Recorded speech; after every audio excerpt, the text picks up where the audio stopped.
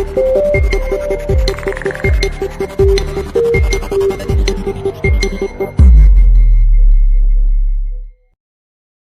heard at the strip clubs, they're like, Candy stays 9, Candy stays 9. Diamond, stage 11, Diamond. Oh, what's up, everybody? It's a late night UFO space. Gabriel Speaks. I'm so glad you're here. So glad you're awake and you're here. What's happening? We're going to go over some interesting stuff tonight. We're going to go over some more UFO files.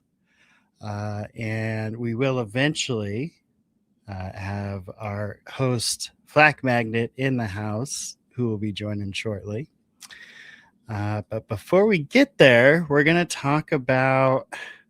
I just want to cover a couple other things from the other day. So David Grush came out, said, well, he didn't say it in his speech, but a reporter or blogger asked him, Mr. Grush, how many types of non-human biologics would you say we have our hands on? And Mr. Grush responded, dozens of non-human biologics. To which I say, huh? Dozens?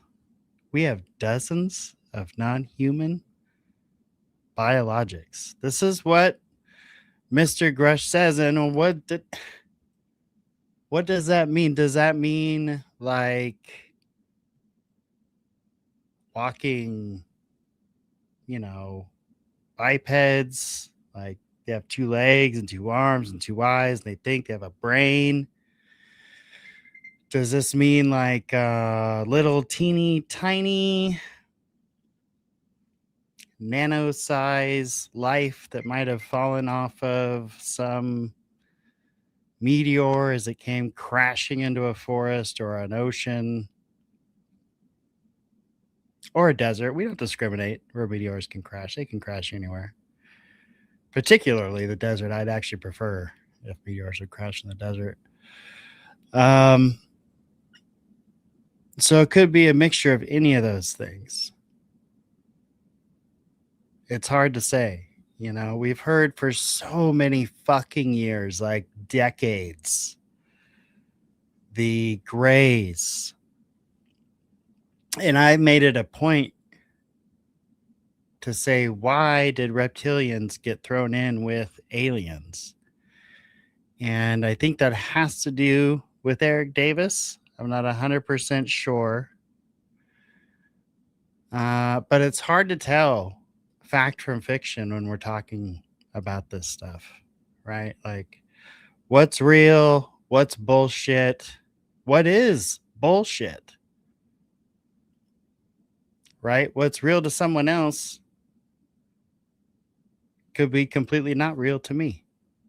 What's real to me might not be real to somebody else. We're starting to think about these things. So, why did reptilians become aliens? I don't know. And what are non-human biologics? I don't know. Aren't you glad you tuned in?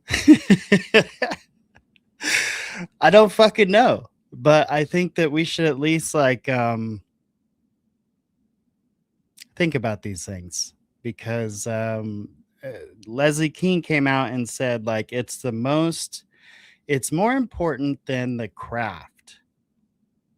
That's a pretty bold statement. And Leslie Kean wrote the article in 2014 that had to do with the Tic Tac and the whole Nimitz situation, all that crazy shit that went down. Leslie Kean was a part of. She wrote the story in New York Times that basically changed the whole conversation, because people couldn't really, you had the story, the reporting, and then you had the videos And it was kind of like a slap in the face. You couldn't really deny what you were seeing right in front of your face and what Leslie Keem was writing on paper.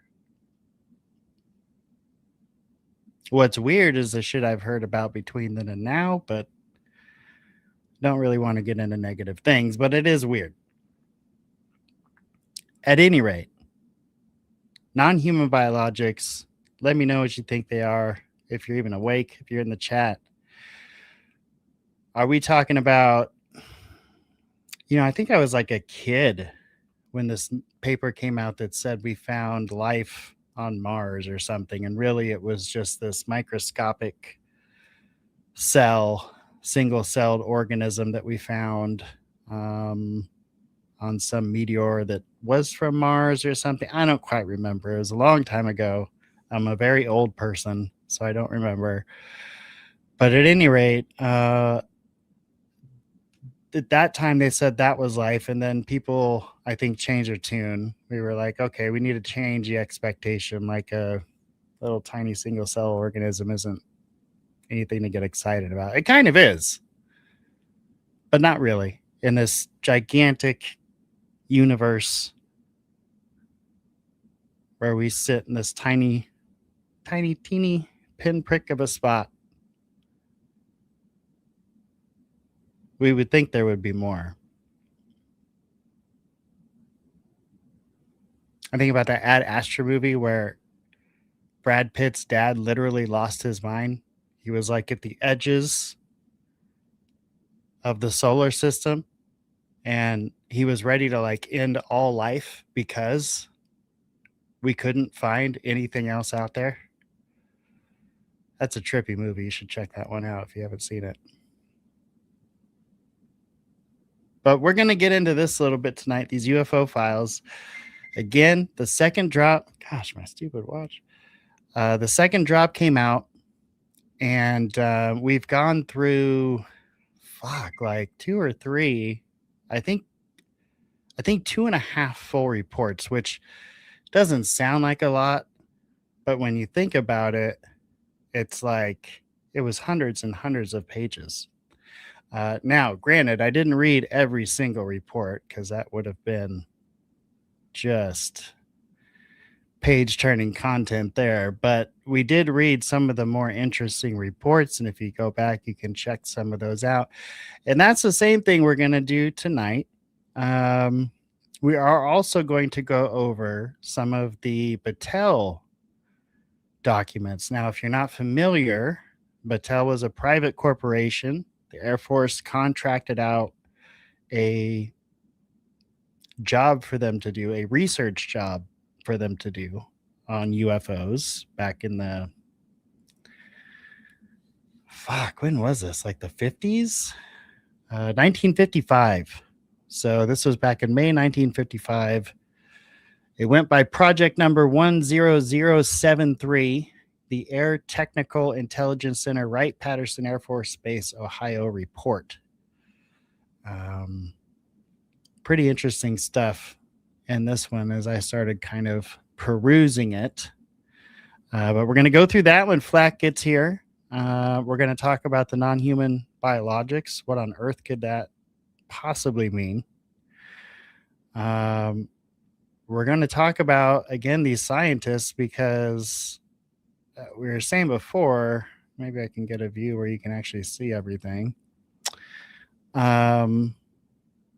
If David Wilcock is on this list, then Tracy Twyman should be on this list. And I'm sure there are other names that come to mind as you're watching this that should be on this list. And I know this is a depressing topic, but this is the reality we're in, folks. There's scientists that are like missing that have to do with this subject. And if we stop paying attention to that, it's going to be a problem.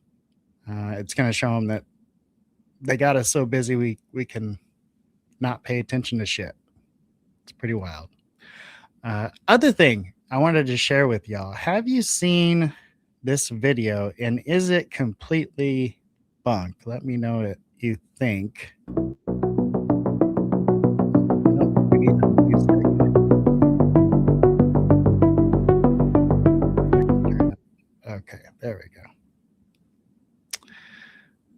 right, let me make this a bit bigger. What do you think? Is this, rewind it, start it over here. What do you think? Real? Fake? I don't know. It's a trip.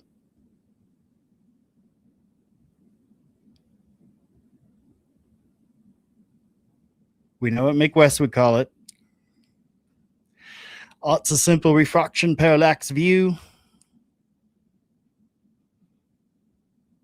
Anywho, that's a weird one, right? I can't figure out what if that's legitimate or not. Here, I'm gonna run it back one more time. The way that it moves almost makes me think it is legitimate. I mean, that's weird.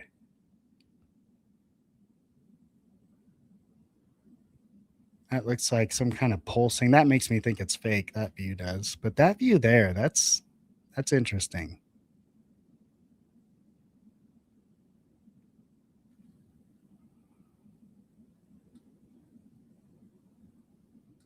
This right here where it's kind of looks like it's tumbling. And you hear that a lot.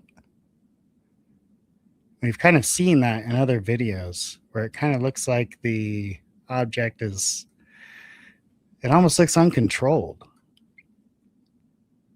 So that's an interesting one. Let me know what you think in the comments, if you think that's legit or not. I have no idea. I really don't. But we're going to get into some of these documents here. Now, what we had last time, I'm sorry, y'all. I just haven't got the buttons down right yet. It's only been like a year. I should. Okay, so here's one of the release documents here. And we're going to start out with, and the reason I titled this space to have to do with intelligence gathering is because what we've seen here towards the end of the last reports, and in particularly in these reports we're going to look at tonight, very late tonight, because Gabe can't sleep, is the data collection side of it. So it's like we have this thing, they make people think they're crazy for believing in it, but also we're going to collect all the fucking data that we can on this issue.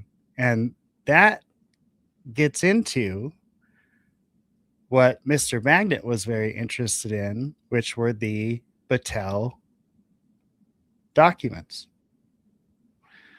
Oh, look at that. Speak of the devil, and he shall arrive. Maybe he was here for a second. Oh, he came in and he dropped out. Typical flak magnet. Okay. So you can see here, analysis of flying disc reports. 30 December 1947.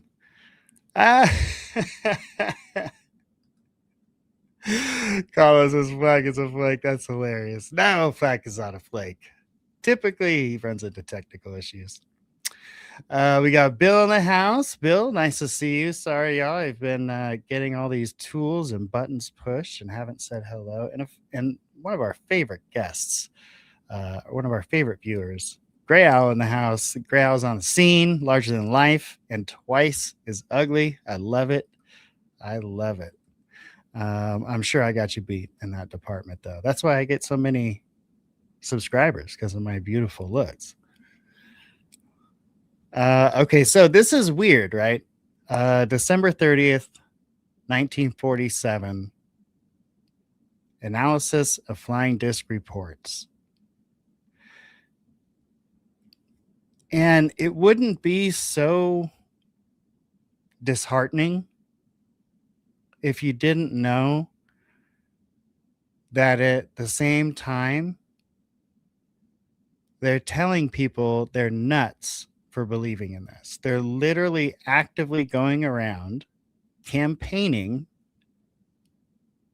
and trying to discredit civilians, tax-paying civilians that saw something weird and reported it on one hand, and on the other hand, they're collecting all of this data and doing real research on the matters. And they're collecting it and keeping it. You don't collect and keep something if you think there's no relevance to it. You collect and keep things you think matter. Like it, it's so obvious. It's like a slap in the face. Ladies and gentlemen, Mr. Flak Magnet's in the house. Mr. Flak Magnet, how are you, sir? What is going on, brother? I popped in without an avatar or anything before. I felt like I had no pants on. I was like, oh shit! You felt like you what were did I naked, do? like one of those dreams where you're naked in front of the class. Yep. I was like, oh, I gotta get out here, put some pants on. What's up, Bill? You can't sponsor your show on my channel. I'm sorry. Darn YouTube censors won't let me post names of a UFO series on YouTube. I'm just teasing you, Bill. What show is it? Anomaly? He wants us to know about what Anomaly. Okay. There you go, folks. Bill says, check it out. Anomaly. I'm sure it's probably good. I mean, if you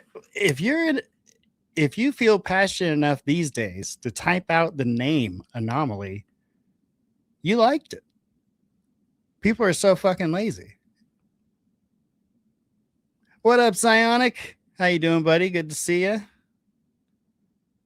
I like to call him Psy Guy from time to time. Psy Guy, yeah, definitely. If there's one thing about our viewers is that they like it the nighttime. They like it to boogie. Oh, yeah. Yeah. So I saw you in a live space a little bit ago. How was that? Oh, man, that was good. Everyone's getting up to chaos. They're all out of their goddamn minds, Gabe. I don't know what to tell you. It's Friday night. People are feeling it.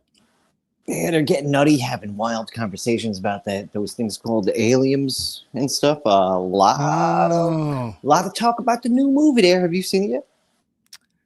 Disclosure, Dizzy. That's the one.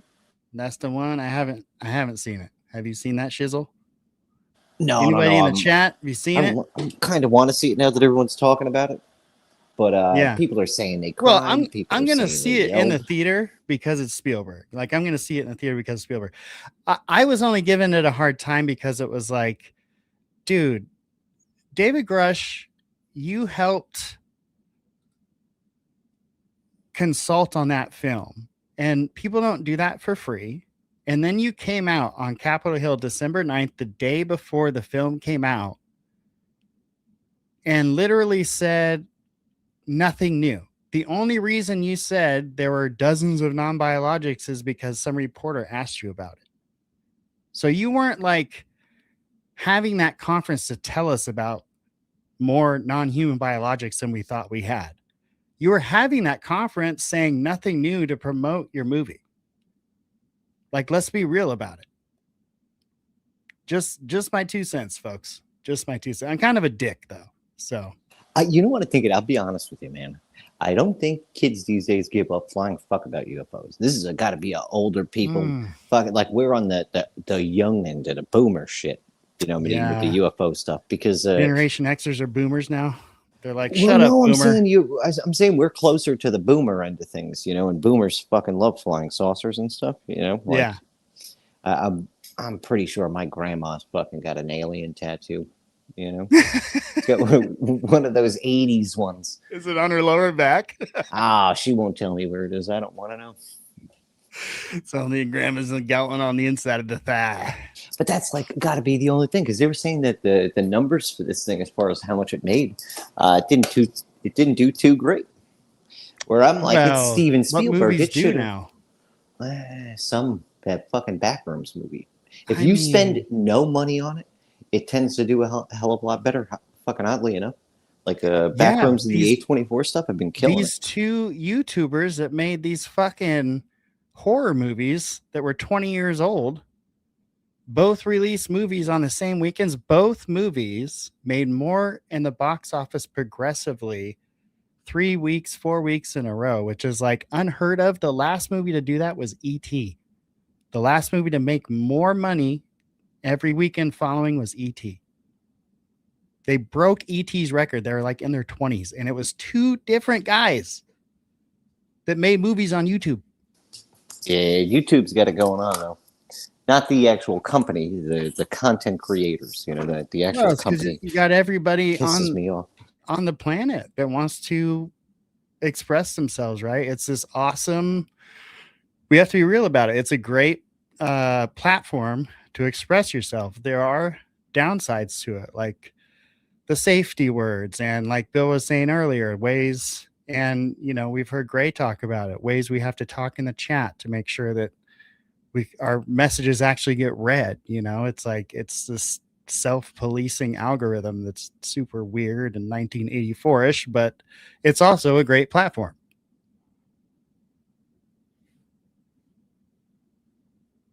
Just my 2 cents. So let's see what. It's a fantastic platform.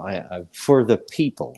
You know what I mean? Like the people are the ones that make it. It's not the administration is fucking trying its damnedest to fuck it up. The ones actually running the thing. Yeah, well, it's so big, dude. You know what I mean? It's like how can you make the right decision when no matter what you do, half the population is going to be pissed at what you do? It's like the over moderation on some things, and like things sometimes that are clearly like not against policy, but they're talking about a topic they just don't want talked about, or you know what I mean? Like we could see the fuzzy edges of where this shit takes place. It happens to us a little bit compared to some of the other people that have just accounts completely wiped, and there were at least 2 or 3 that just this year. William Ramsey, the guy that we interviewed on my X Space that time, he had first off, he had like 4 YouTubes. Something like that, because every time they took it off, they wouldn't give him a reason, so he'd make like another one. Eventually he got them all back, and I think it was like only a couple months ago, where they were like, okay, yeah, so it turns out you didn't violate shit. Here's all your channels back. Yeah, it's super weird. Gray Owl, dude, I connect with you on that comment. You do. It's almost to a point, and I guess maybe this is just part of getting old, but sometimes I struggle to even know what and what not is allowed to be said, and also, yes, why? Like, who's getting mad about this? Like, who's getting mad about things we say that literally cause no harm to anybody? I'm not a racist. I'm not a sexist. I'm not any of that. I can tell you exactly who. It's the advertisers, because they just bought into the shit like Bud Light. Well, not even that. Maybe a little bit of that, but I mean, that's who's making sure that the moderation is done. Because remember that YouTube didn't used to give a shit until it was all the right. It's got to be safe for this commercial. Yep. Meanwhile, the commercials are like, they used to be all sex driven. I miss out on a lot of ads.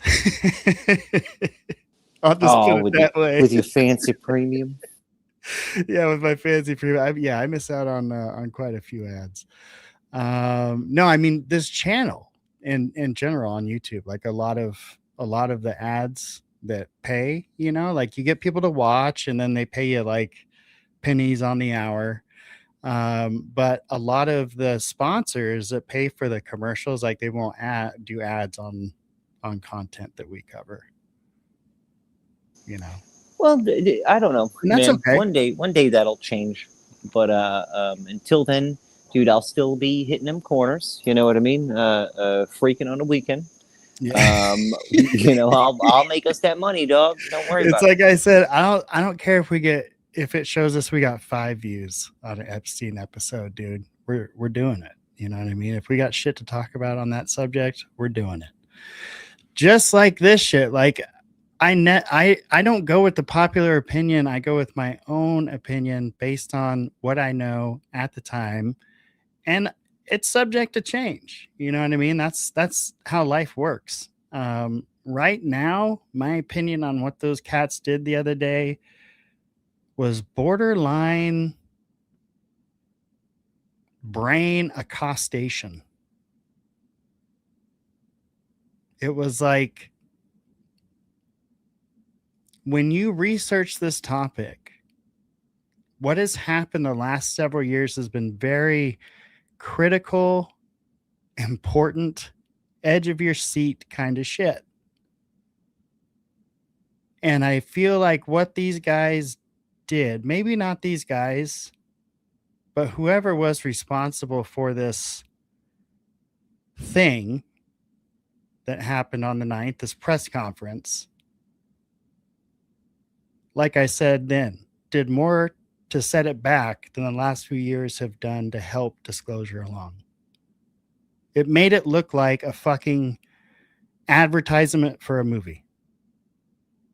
Oh, what do you think about the damn picture Trump fucking put out today, or the White House? Did he put out another one with alien and handcuffs? Oh, just as bad. It's a fucking No way. some asshole hiding behind a tree, taking a picture of him talking to two dudes that look like the petulant son from the Hellboy movie with all like the nymphs and stuff. That like they were like the goblin people. Cough. He did what now? Oh, I'll just Hold send on. you the. This is on Truth Social. This is on Twitter. The tweetar, man. Oh, this is on the X's. Okay, let's see what he did. Just scroll through your timeline because Tupa made a. Oh my God, Tupa Coppers. Trump. So damn funny, dude. They deleted it already. I'm sure they have. My directions, the U.S. State Southern Command delivered a swift and lethal. It might not be on his. It could be the White House. It could be, but the administration put it out today. Dude, look at. Are you fucking serious right now? Yeah, they look more like fucking regal vampires Hold on. First off, wait. Hold up. Wait a minute. Okay, because I got things sharing that we're not looking at, so I got to stop sharing one thing we're not looking at. And I got to share what we're looking at on X here. This was what Trump posted. Now, this probably isn't the same thing you're thinking of, but this is something he just posted. Is this what you were thinking of? No, not at all. Don't worry, we can scroll down, but check this out. He just posted this. Cool, dude. Whoa. Cool, dude. Way to go, Mr. President. Turns out that's some poor guy's house. Right. They got the fucking coordinates off on like 200 the terms that you're on. No. It's not on his thing. It's not. Don't even bother with this. I'm just gonna send it to you because you're never gonna find it. Looking the way you're looking. Yeah, you're going for official channels. They deleted it like 10 minutes after. I told you they deleted it already. Like it's been deleted. It's one of those dumb fucking things they post for 5 minutes and then someone smarter than the asshole who posted it goes, no, not happening today, Satan. Join the military. Follow Pete Hegseth into Iran on foot. Yeehaw! Let's go blow up Iran. Hey, y'all, did you know there's 90+ million people that live in Iran? Did you know that, Flack? That's pretty crazy. That's a lot of people. Pretty crazy fact. It's a pretty crazy fact. Oh. Oh, I'm sorry, buddy. Okay, let's get back to the matter at hand here. The DOW release. Now, we're going to get into that Trump shit as soon as you find it and send me the link.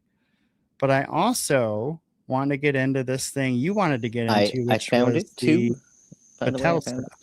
Oh, nice. Hell yeah. And that's cool that you found it because we were talking about it today because the files just dropped. So we were chatting it up. We've been talking about the files all morning and then we got sick of the files. So now we're chatting nonsense.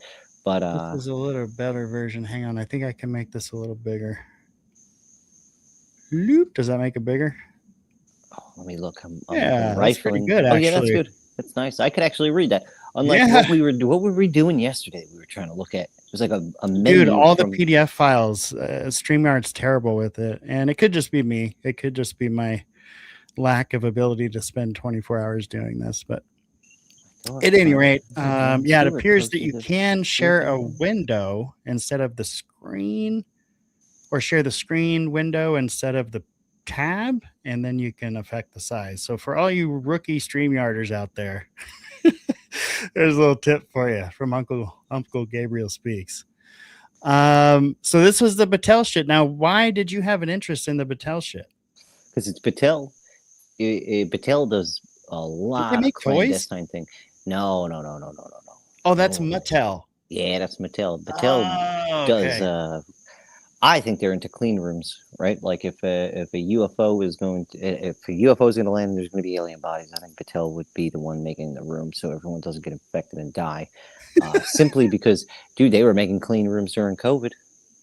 You know, out of shipping containers, shit, they bro. were, dude. That shit was getting scary, yo. They were throwing bodies in the back of 18-wheelers, yo. Shit was crazy. But what the fuck were they doing that for? Because it didn't necessitate it.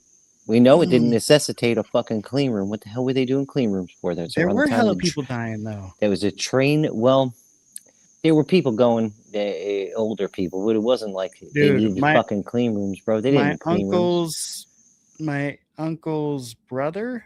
Oh, I don't know if does that make him a second cousin to me? I don't know. But my uncle's if this were me, it'd be my dad, actually. No, I'm kidding. It's a Arkansas poor joke. Yeah, I apologize. I'm not a Rothschild. You proud redneck. So anyway, no. Battelle, what else do they? So they still make weird shit? Yeah, then they also do missiles and torpedoes. Like they're the ones tasked with shooting torpedoes out into the fucking ocean and then bringing them back. You know what I mean? Like you've got to have a lot of good stuff to be able to do shit like that. But they're into a lot of wacky things, man. Like yeah. I'm trying to think of what else. Like I did a whole bunch of stuff. Probably should just go check my Twitter, but Battelle's very odd. I suggest people go look into them and the shit that they do behind the scenes and all the organizations they're involved with and the grant money they fucking get, because they're also they're not technically a government institution. It's what the hell is the name? The Battelle Memorial Institute is what it's fucking named. Memorial Institute. Yeah, but they make fucking torpedoes and missiles and shit like that. You know, like why is it all the Dr. Evils run a place that ends with the word institute? Oh, obfuscation. Yeah. It's like the suck brain out of your head and use it for my own meal institute of technology. Oh, I'm sorry, y'all. But Gray, you hit it on the head, man. This shit just makes me angry. Like we're bombing and killing thousands of people over some bullshit. Like I know this is a UFO episode. We're here to talk about Battelle, but that's why I'm in that mood, y'all. Because it's like every hour that clicks by, every minute that clicks by, it's like somebody's getting hit with a bullet. Somebody's getting hit with some shrapnel. Some kid just exploded. Some teenager just lost their arm. Like I'm telling you, this is fucking what war is. And just because you don't see it in your neighborhood, this is what we are causing right now. Like we are doing this. Okay. I love my fucking country, but we are doing this. And if we just keep sitting by and not saying shit about it, it's just going to keep fucking going on. Do not normalize this. Please, I am fucking begging you.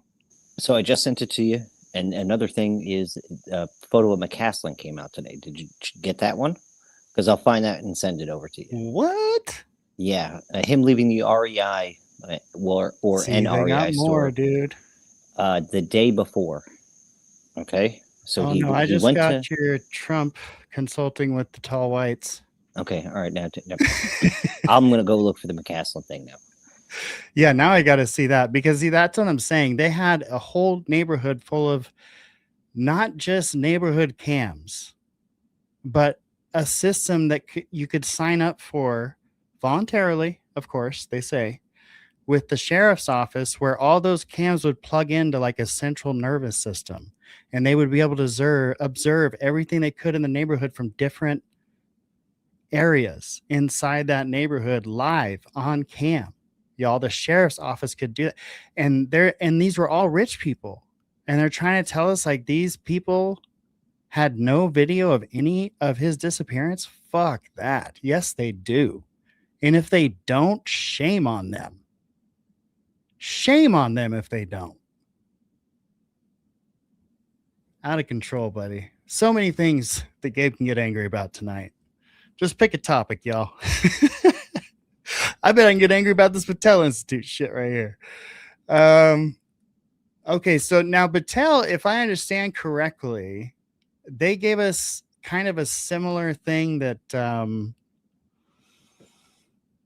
oh God, why can I never think of the name when I need to? The other report in the 60s that told us that, people couldn't handle the truth of flying saucers, that it would cause everything to crash and people wouldn't be believe in their religion anymore.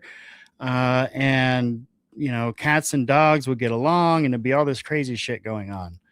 Battelle also just got contracted, I believe, with doing the space environments, like the, I keep saying, like the Bigelow shit. Yeah, they took Bigelow's money.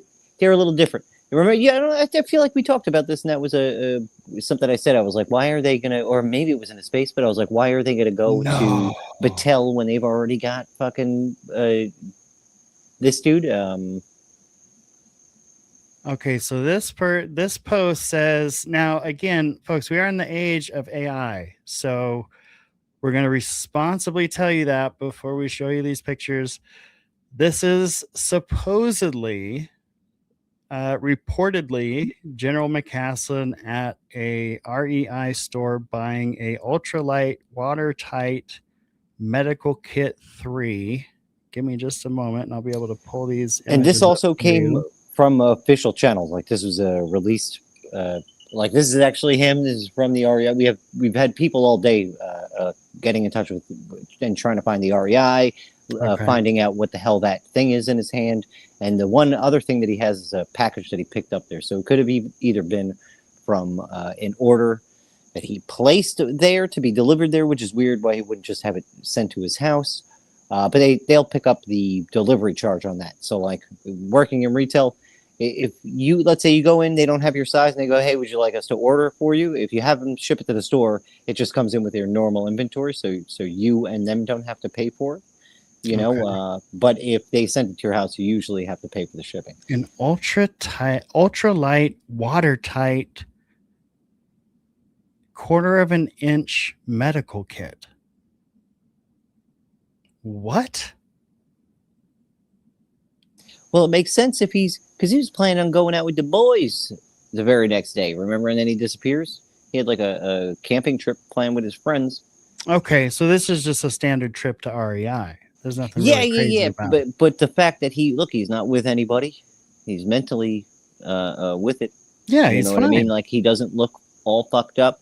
So it's really odd that he just disappears out of nowhere. And why is he getting provisions and planning if he's suicidal type of thing? Like that's my hanging point. Like also, General, your hair looks much better when it's not slicked back. I just want to say personally, if you're watching the Gabriel Speaks show, leave the hair gel out of the equation. Okay, so what do you think with McCaslin is going on at this point? I mean, I know you're Flak Magnet. I know you got to have a couple of theories. I think he's in a bunker somewhere. I think he was officially picked up. Yeah, especially the way his wife acted. Like she's kind of come around on the whole thing. She didn't seem very upset. Well, she was making up a whole bunch of shit from her later interview. Like I'm not saying that she was making up shit before or after. She could be making up shit recently. And that's kind of what I think it is. Because like when she called, she made a big deal. She mentioned UFOs and shit to the police. Like, why the fuck would you ever do that? Why would you like go in depth about the offices that he's worked at? And then all of a sudden change your tune a couple of weeks later, Like I have a feeling that he is somewhere like in his official capacity for whatever reason. They also haven't found a body or anything. It's real odd. Yeah. I'm with you, Gray. Let's do it. Serenity now. You remember that from Seinfeld, buddy? I don't know if you ever watched that show. Oh man, yep. I'm past that point. I'm Newman. ready to smash in some computers. Um, fuck. Okay, so they got him, but maybe there's a chance he didn't kill him, right? Like he could be alive. Well, no, I don't think he's dead. I think that he's in a bunker. You know what I mean? I think Okay, they like. I hope he's not dead. Can you imagine? Like right. you accrue God, all dude. that service time, What? right? All I your time mean, with the military, thanks for all your your service. classifications, to What the then just fuck? fucking off your ass. That sucks. I hope Yeah, they would at least put you in a cool bunker with like future tech. You know, I'd be like, all right, man. I'll go to the future for a little while. And by that I mean just Right. using your Maybe future he was tech in just your sick of bunker. his wife and like volunteered for the Space Force secret He's at program. the strip club. He just he He's just at a hasn't strip run club through on his wallet Mars. yet. They've got a cot in the back for him. Oh, dude, you ever been to a weightless strip club? Out of control, bro. Out of Oh, control. zero G boobies. Zero G's. Just those dollars go flying in the air. Oh, that would be wild. Oh, buddy. Okay, so it does make me happy to think the man could be okay, right? Like he could be okay in a bunker. It pisses me off that they've snatched him off the streets and put him in a bunker, but that would be much better than just offing him, right? Like maybe there's a chance with all that service, there's a possibility that where he is exactly where he wants to be. We don't know. Or maybe he has to be. We are during fucking wartime shit right now. All sorts of Oh, things are going man. on behind the scenes that we don't even know. Continuation of government stuff, just in case Yeah. something happens to Trump. You know, these things are, well, they really kicked into overdrive around 2001. But like they've only, I guess, probably morphed into crazier, more intricate plans now. Dick Cheney was head of that up until he died, apparently. Yeah. Oh, look at that. Psionic the Hedgehog and Jenny have a theory that he's running invasive. He's executing a defense. Yeah, I could see that. He's a smart guy.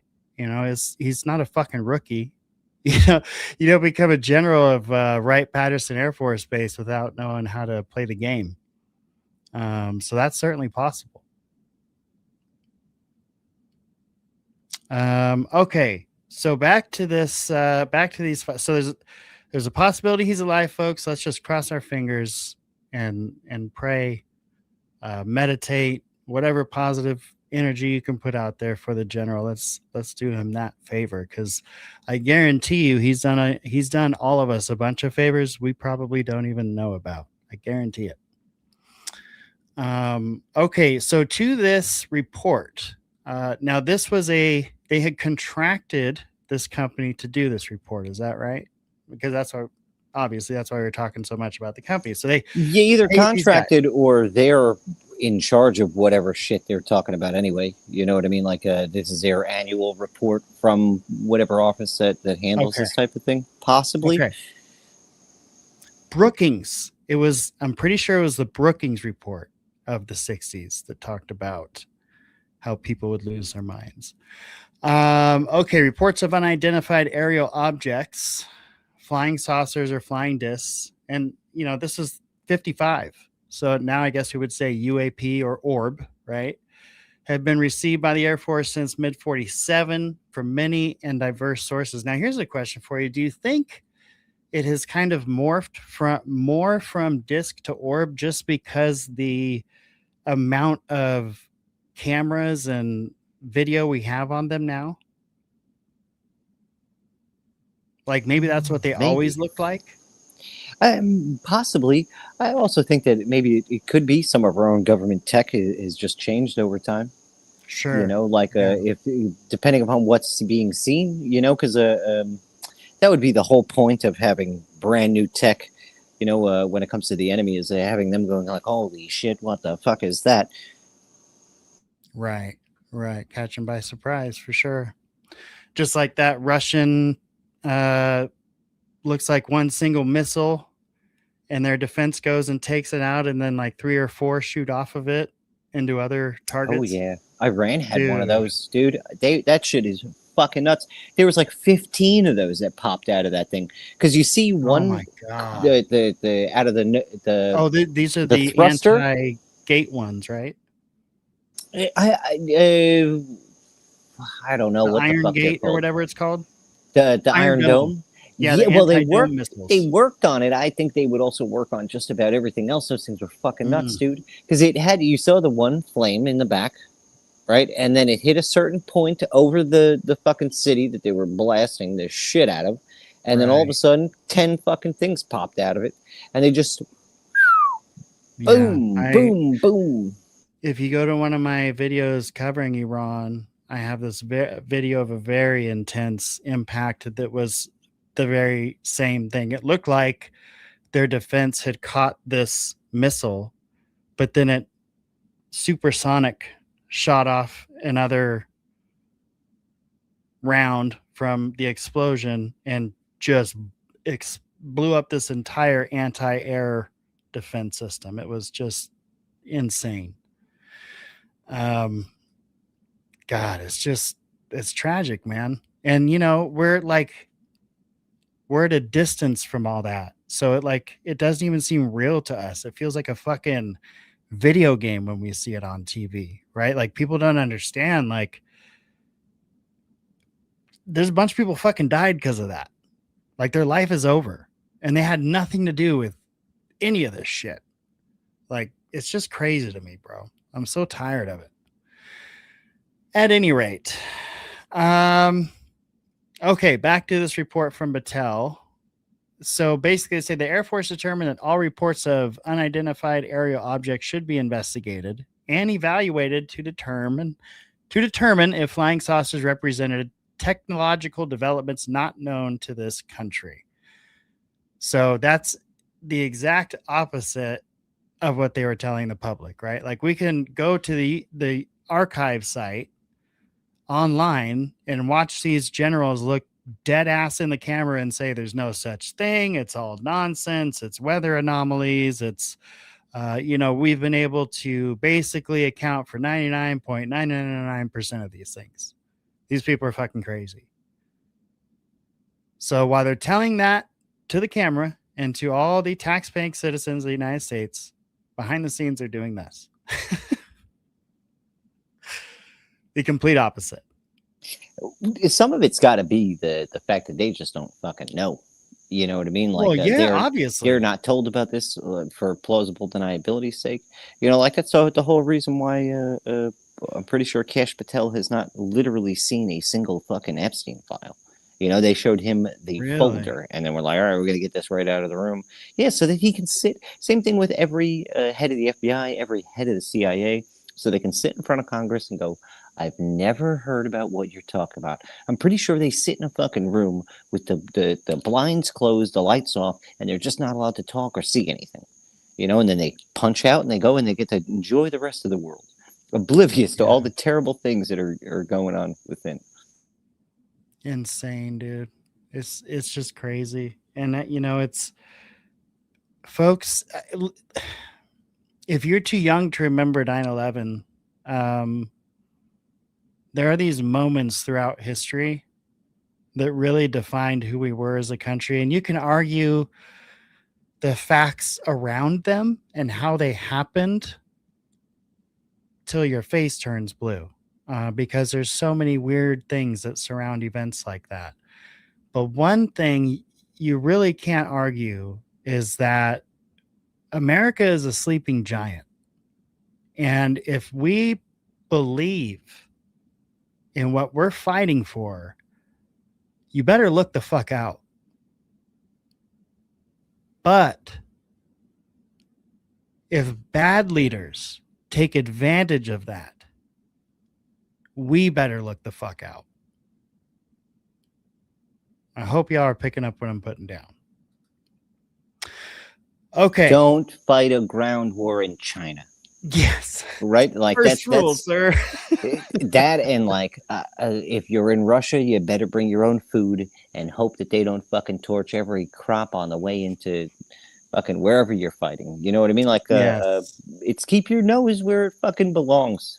You know, if you're fighting on the side of real justice, you know, you have a couple other things on your side, but you still also need to be fucking smart. You know, like it seems like because that's the whole point of the criticism against like 90% of the shit that Israel's doing. Like, okay, maybe one or two of these conflicts are just, but when they're fighting a fucking seven front war where every time it looks like something is dying down, they start with another place.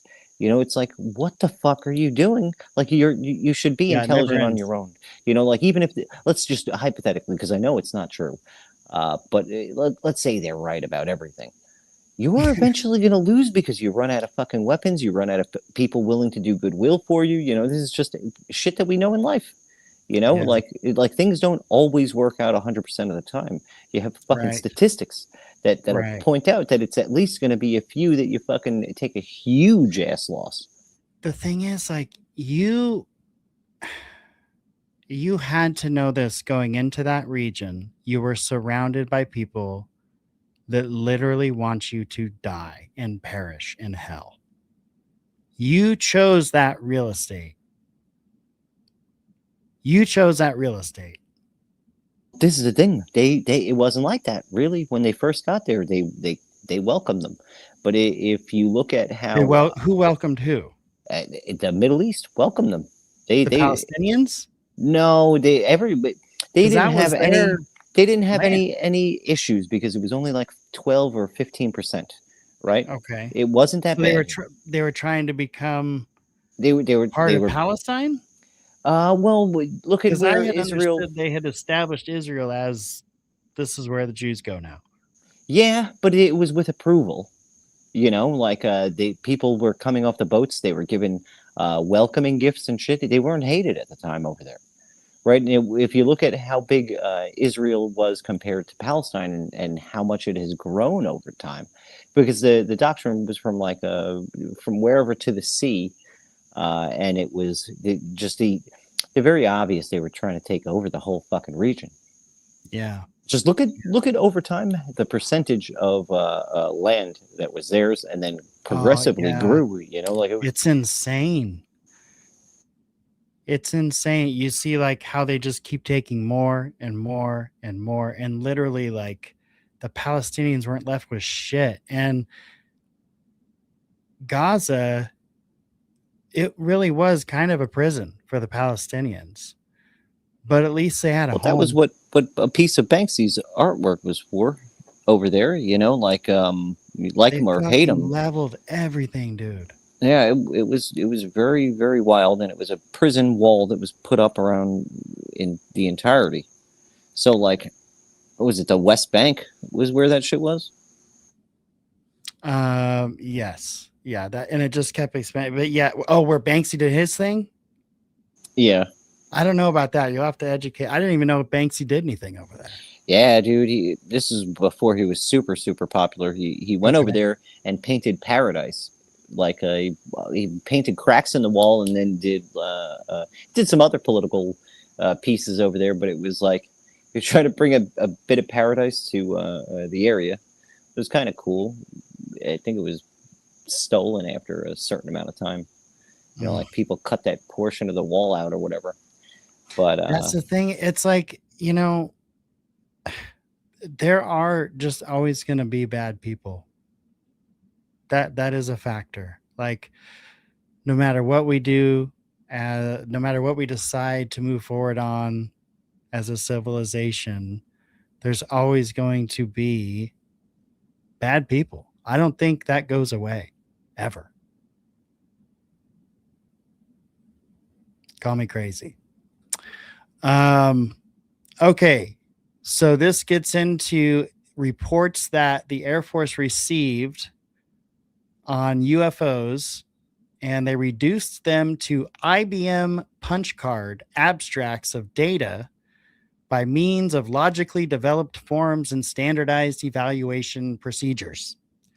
Evaluation of sighting reports, a crucial step in the preparation of the data for statistical treatment, consisted of an appraisal of the reports and the subsequent categories. Okay, so it's this very long-winded way of saying they made these punch cards and they used one of the earliest computers at the time and compiled data, which is genius at that time, right? Like, they're compiling data. And then I believe it gets into the actual analysis. Okay, so this explains how they actually made sense of the data, which would just bore you. The first step in the analysis of the data revealed the existence of certain apparent similarities between cases of objects definitely identified and those not identified. Statistical methods of testing, when applied, indicated a low probability that these apparent similarities were significant. An attempt to determine the probability that any of the unknowns represented observations of technological developments not known to this country necessitated a thorough re-examination and re-evaluation of the cases of objects not originally identified. This led to the conclusion that this probability was very small. The special study which resulted in this report, analysis of reports from May 5th, 1955, started in 53. So they started this 2 years ago to provide a study group with a complete set of files. The information cutoff date was established as of the end of 52. So it goes into the details of the study. And here's the interesting part. So official reports on hand at the end of 54 totaled 4,834. Of these, 425 were produced in 1953, 429 in 54. These 1953 and 1954 individual reports, a total of 854, were evaluated on the same basis as were those received before the end of 52. The results are as follows: balloons, 16%, aircraft, 20%, astronomical, 25%, other, 13%, insufficient info, 17%, unknown, 9%. So if we take other and unknown, we're up over 20%. I don't think it's fair to just pile on insufficient info in there, maybe half of that. So maybe about, according to these early statistics in the 50s, when people talk about the UFO flap of the 50s, this is what they're talking about. 25% roughly of the reports that were made might have been actual legitimate reports. Like shit was really flying around up in the sky, and there was really no scientific explanation for it. Just like we're hearing now, right? It seems like we're in the middle of another flap that might have, maybe we're towards the end of it. I don't know. But it seems to have happened somewhere in the early 2000s is maybe where it started. And maybe we're coming to the end of it. I don't know. But the amount of reports we get now are super high. And even with the improved cameras, the improved technology, we still can't explain a bunch of the shit that we record.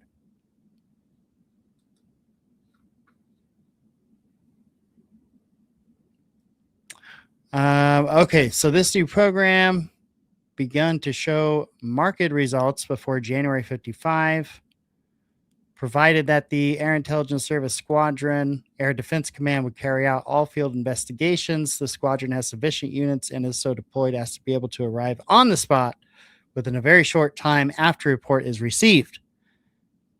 Now, this gets into, we talked about this before. Now, this is the Battelle report, but we looked at the official government side of this, the last UFO Files episode we did. And on the government side of this, they decided not to proceed with this specific program because I think they already had a good idea what they were dealing with. I think they had a good idea since the 40s. Well, does the military ever go like, we don't, it's an unknown, but we don't need to look into it? We don't need more data. I think what they do is they shirk the name, the people, the whatever, and then they get probably one or two holdovers. They put in a new program that they fucking put with the new equipment and the new this and the new that and a new set of data stream. You know, like because I can't see them just going like, we don't need this anymore. No, never. You're never going to, especially when you talk about the budget that they have. No way. Now, this is interesting. If you go the next year in the report, the percentage of balloons jumps by 10%. Aircraft stays about the same. Astronomical stays about the same. Other jumps to 20%. Insufficient drops to 7, and unknown drops to 3. So they've taken it looks to be that they've taken the requirements for different categories and kind of shuffled them around a little bit to maybe make it look like it's not so crazy. Because if you can say, well, 20% is other and only 3% is unknown versus 13% is other and 9% is unknown, that sounds a lot scarier, right? So you move some things around on the back end and you get these results instead. So even in their own reporting, like you can see that they are controlling the narrative. Okay, now we're looking at the Kenneth Arnold report, and I know the Kenneth Arnold report is one that's near and dear to your heart. So without me just reading off of this report, tell us about the Kenneth Arnold report. Oh, Carlos, thank you so much, buddy. Do you think the lack of known mechanism for interdimensional travel precludes the interdimensional hypothesis from being taken seriously? I'm going to defer to Flack on that one. What do you think, Flack? The lack of a known mechanism. Do you think the lack of a known mechanism for interdimensional travel precludes the interdimensional hypothesis from being taken seriously? Oh, he's just happy he knows what the word precludes means now. Yeah, I think maybe. I think the second that it exists for all time, technically, right? I'm trying to think of a good answer without consulting with my AI, but the way the question is presented, it's not only a question, but it's kind of a brain teaser, right? Because, well, there is a lack of a known mechanism for interdimensional travel. We don't get it yet. So does that mean that we shouldn't study it? No, absolutely not, in my opinion. I think that oftentimes the most innovative stuff comes from the craziest of ideas. I wish I could think of the name of it, but there was this documentary that came out a while ago about how basically the first iPhone, the first touchscreen smartphone, they had designed it in the 80s. Apple did. But they just didn't have the technology at that time to make it work. Right? They even had the outside design, everything, the touchscreen, everything. They got it halfway functional and they had to release it before they wanted to. And so it kind of killed the whole thing. But yeah, if you have the concept, I think the human species can get there if enough focus and brain power is put onto it. Fuck, we split an atom. That's not easy. That's why I think time travel is real. And I believe a portion of what we're seeing out there is time travel. And I know you've heard me like bang this drum, Flack. What are your thoughts on that?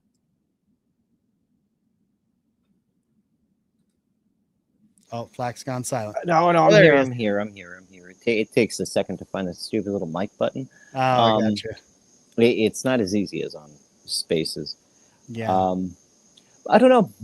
I think one begets the other, right? Like interdimensional travel, you'd be able to fuck with time and space a bit. I don't know. I'm always back and forth on this. I think our military is sometimes feckless, depending upon the leadership, and I also will give it credit for whooping ass and doing things that I could never possibly have thought of to give it credit for. So I don't know. It is a good damn question. Good job, Carlos. You fucking stumped me. And you did it on a fucking YouTube live stream where now this is what everyone's going to remember me by. Damn you. Idiot Flack. It's all my fault. All right, so great friend of the show, and since we are covering the UFO topic tonight, one of my favorite guests of the show, Eric Mitchell, said, "Hey, why don't you take a look at this video?" Now, what's interesting about Eric is I don't think time works for Eric like it works for the rest of us, because this interview was like a year ago. And so he sends it to me now, and I think there's an absolute reason for it. So let's take a look. We're just going to replay some highlights here. This is Michael Masters. If you don't know, Eric Mitchell went to a conference several years ago. I think it was 2022. Had an interaction that was very profound to Michael Masters. And a part of that interaction is, am I dealing with future humans? And the reason he got into the study of how humans will evolve in the future was because that was his theory from a young age. The grays, little us's from, like, he saw that picture from the communion book. That's us, like way, way, way, way down the road. Which is not crazy to think about when you look at some of these kids in high school today. Now I know I'm an old man. All right. So here's Michael Masters, Ross Coulthart. This was a year ago. There's more validity to it. It can be cross-checked by someone else. And that piqued my interest. It apparently piqued his as well, because he got Whitley Strieber's classic book, Communion. And I remember very vividly that I was sitting up on the living room shelf facing out toward the living room. I walked in from the dining room and looked up there and had sort of this image pop in my head, for lack of a better word. It was accompanied with sort of some thoughts, some information, some light was involved somehow. Still not really sure how that works into all of it. But so basically, I pictured an early hominin form with a prognathic face and a retracted forehead, a modern human, and then this archetypal gray alien on the cover of Whitley's book, and instantly wondered, could we be related? There were just an overwhelming number of characteristics that were similar, what I've come to know as synapomorphies or homologies, shared derived characteristics that seemed to indicate that we may have a common ancestor on this planet. And over time, I went to investigate this further. I started out in physics and astronomy in my undergraduate years, and then shifted into biological anthropology to look more at the physical form of these beings, seen in association with the craft. And that's been my focus ever since. So it's always struck me, you're absolutely right. It's always struck me there's a bit of a humanoid bias in our science fiction. I was a keen fan in my youth, as I'm sure you were, of Doctor Who and Star Trek. And of course, the aliens were always humanoid. They always had 2 arms and 2 legs, maybe with a few tentacles here and there. Are we getting it wrong? In evolutionary biology, it's utterly implausible, isn't it, that other beings, other intelligent beings on other planets would necessarily have evolved to a humanoid shape. Right, absolutely. And that was kind of the main focus of my first book. I'm not trying to do a straw man fallacy here and tear down the extraterrestrial model. It's been intuitive, and it's been a part of the cultural zeitgeist, and maybe even throughout antiquity, because it makes sense. We see these stars, they're these mysterious objects in the sky. We see these craft coming down from the stars, and it makes sense why we would attribute these machines to those stars. So the extraterrestrial hypothesis intuitively has dominated the way we think about these things and the beings inside.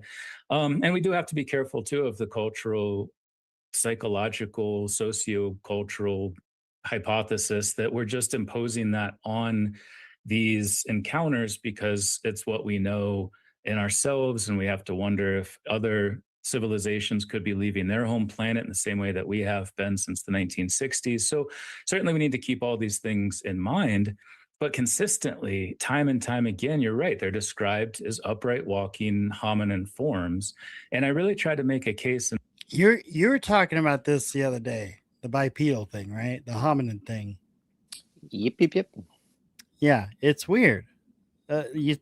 How big the universe is, how powerful and important gravity can be in the way a life form takes shape and size. But like these things are all pretty close to the same size, walk around like we walk around, do things like we do things with their extremities. It's just strange. We can't know until we have a time machine if we could go back that far, because this was a behavioral change. But we can see in the morphological form of these ancestors that we did stand upright. We know that happened. It set us on this trajectory that led to our uniqueness. We could attribute a lot of our sort of specialized, what we call derived characteristics, to just standing up. Our heads had to rotate down, which meant our base of cranium became flexed, and it increased our brain size, especially in the frontal lobe. Another unique characteristic is we're the only mammal that has the brain sitting right on top of the eyes.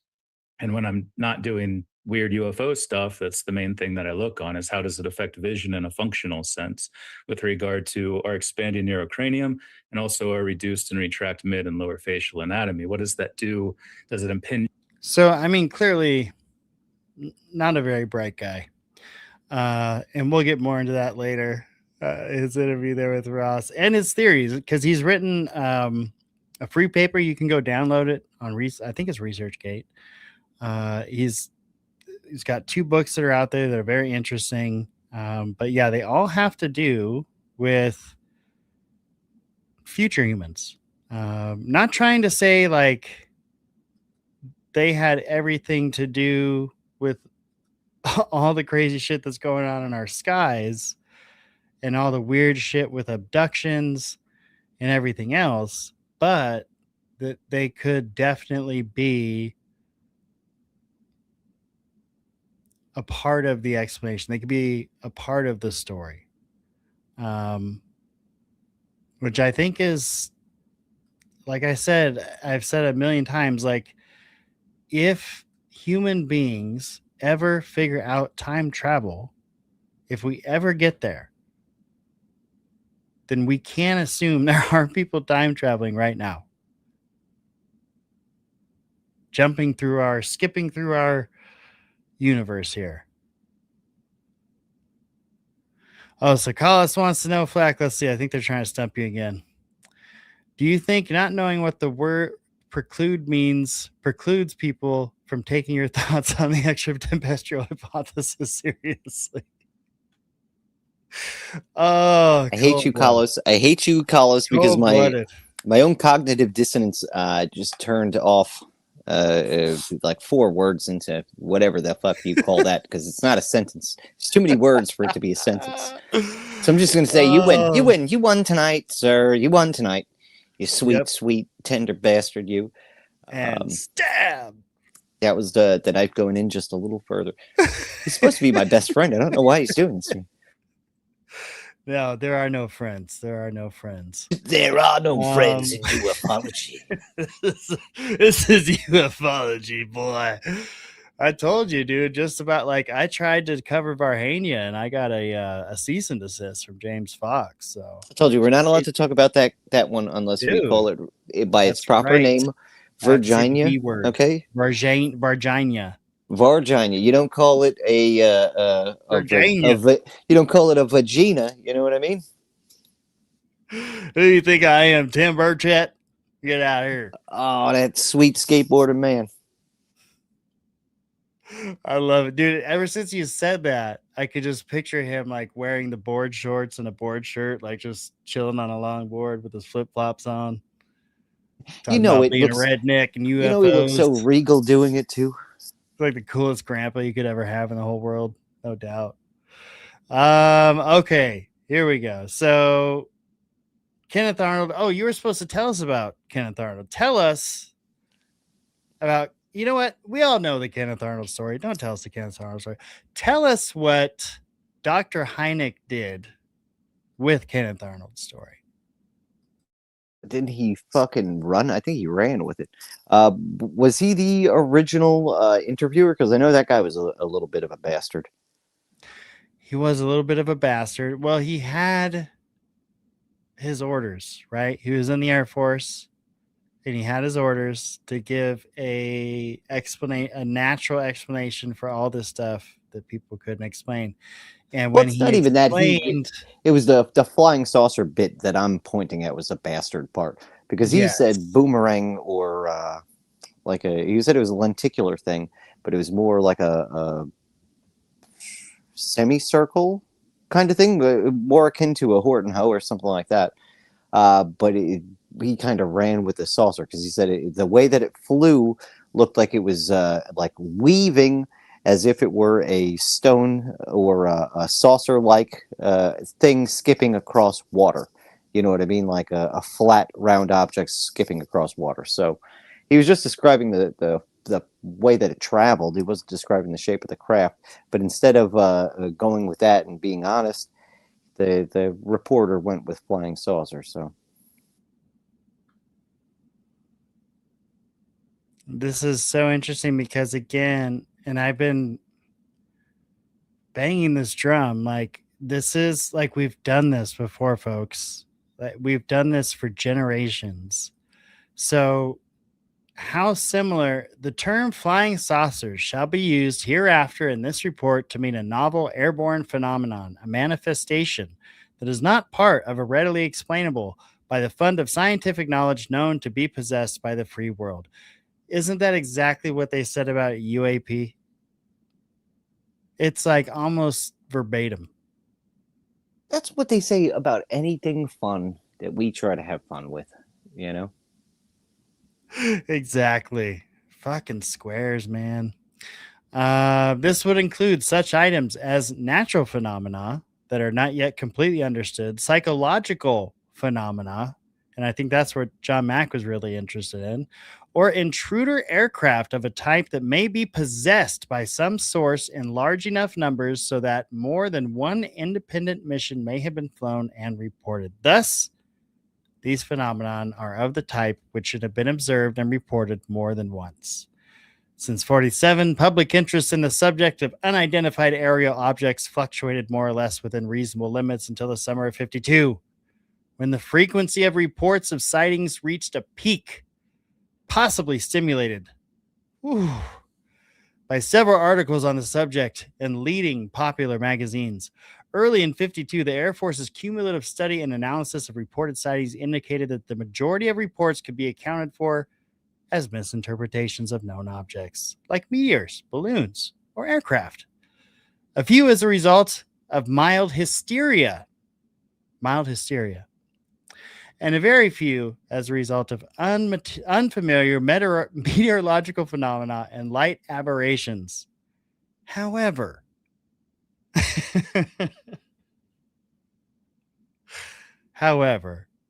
a significant number of fairly complete reports by reliable observers remained unexplained. Although no evidence has existed that unexplained reports of sightings constitute a physical threat to the security of the U.S., in March 1952, the Air Force decided that all reports of unidentified aerial objects should be investigated and evaluated to determine if flying saucers, UFO, UAP, whatever you want to call it, represented technological developments not known to this country. Oh, I'd like to also point out that, so if they're using the same cookie cutter language for this, right, and it kind of morphed into UAP and all things like that, clearly they fucking had this game plan from the get-go. You know what I mean? They've held on to it for about as long as fucking possible, and then lay it out every time. I guess it's useful for them, right? It's just like, it's so gross, dude. And then, you can go in, you can download the folder of I think it was 1968. And in 1968, it was these big UFO hearings, just like in 1950s, late 50s. They were really looking into it with Project Blue Book. And then in the 68, they had this big, huge thing, like Stanton Friedman was there, and all these leading scientists and physicists were there. And they said all these crazy things, and that went nowhere, like absolutely nowhere. Like, none of this goes anywhere. And That's just how it's going to be. Because they can't explain it. Maybe they've like harnessed it. Maybe they can use it a little bit. Maybe they can play with it. Maybe they can shoot them down. But they don't get it. They don't understand it, obviously, or they would be telling us, right? Or am I crazy?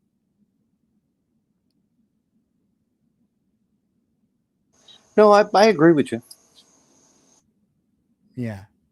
Yeah. They would tell us if they knew. 100%.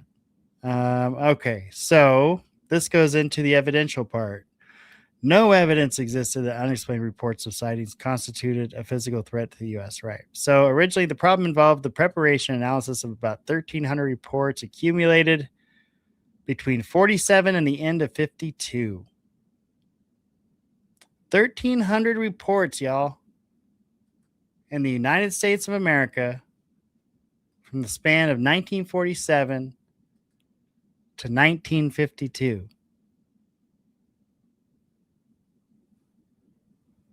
And I know, like, people that say Roswell was bullshit, it was just a balloon. I totally get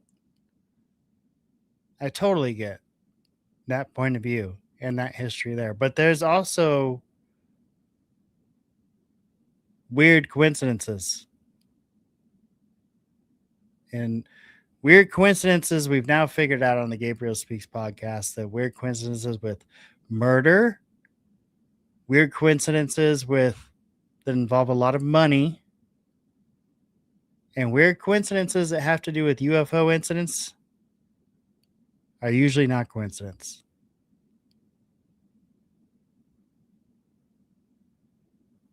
It's usually something going on there. It's smoke. It's not fire. Smoke and mirrors. But it's smoke. It's getting smoky. You start running coincidences. Like the fact that all this crazy shit, you know, if you think it's crazy, went to Wright-Patterson Air Force Base, and the guy that was general there for 22 years just disappeared, y'all. He just vanished into thin air.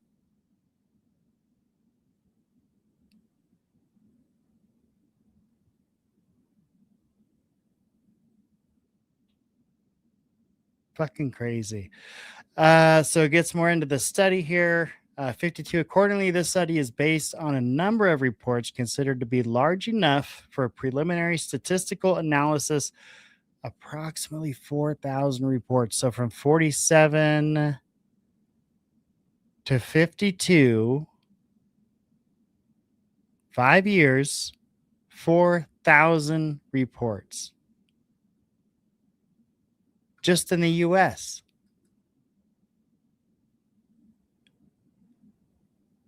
That's like the Jersey drones of the 50s, right? All these fucking weird things flying everywhere. Oh boy. They did this to categorize the available reports of sightings and to determine the probability that any of the reports of unidentified aerial objects represented observations of flying saucers, UAP, with full cognizance of the quality of the data available for study, yet with an awareness of the proportions this subject has assumed at times in the public mind. This work was undertaken with all the seriousness accorded to a straightforward scientific investigation.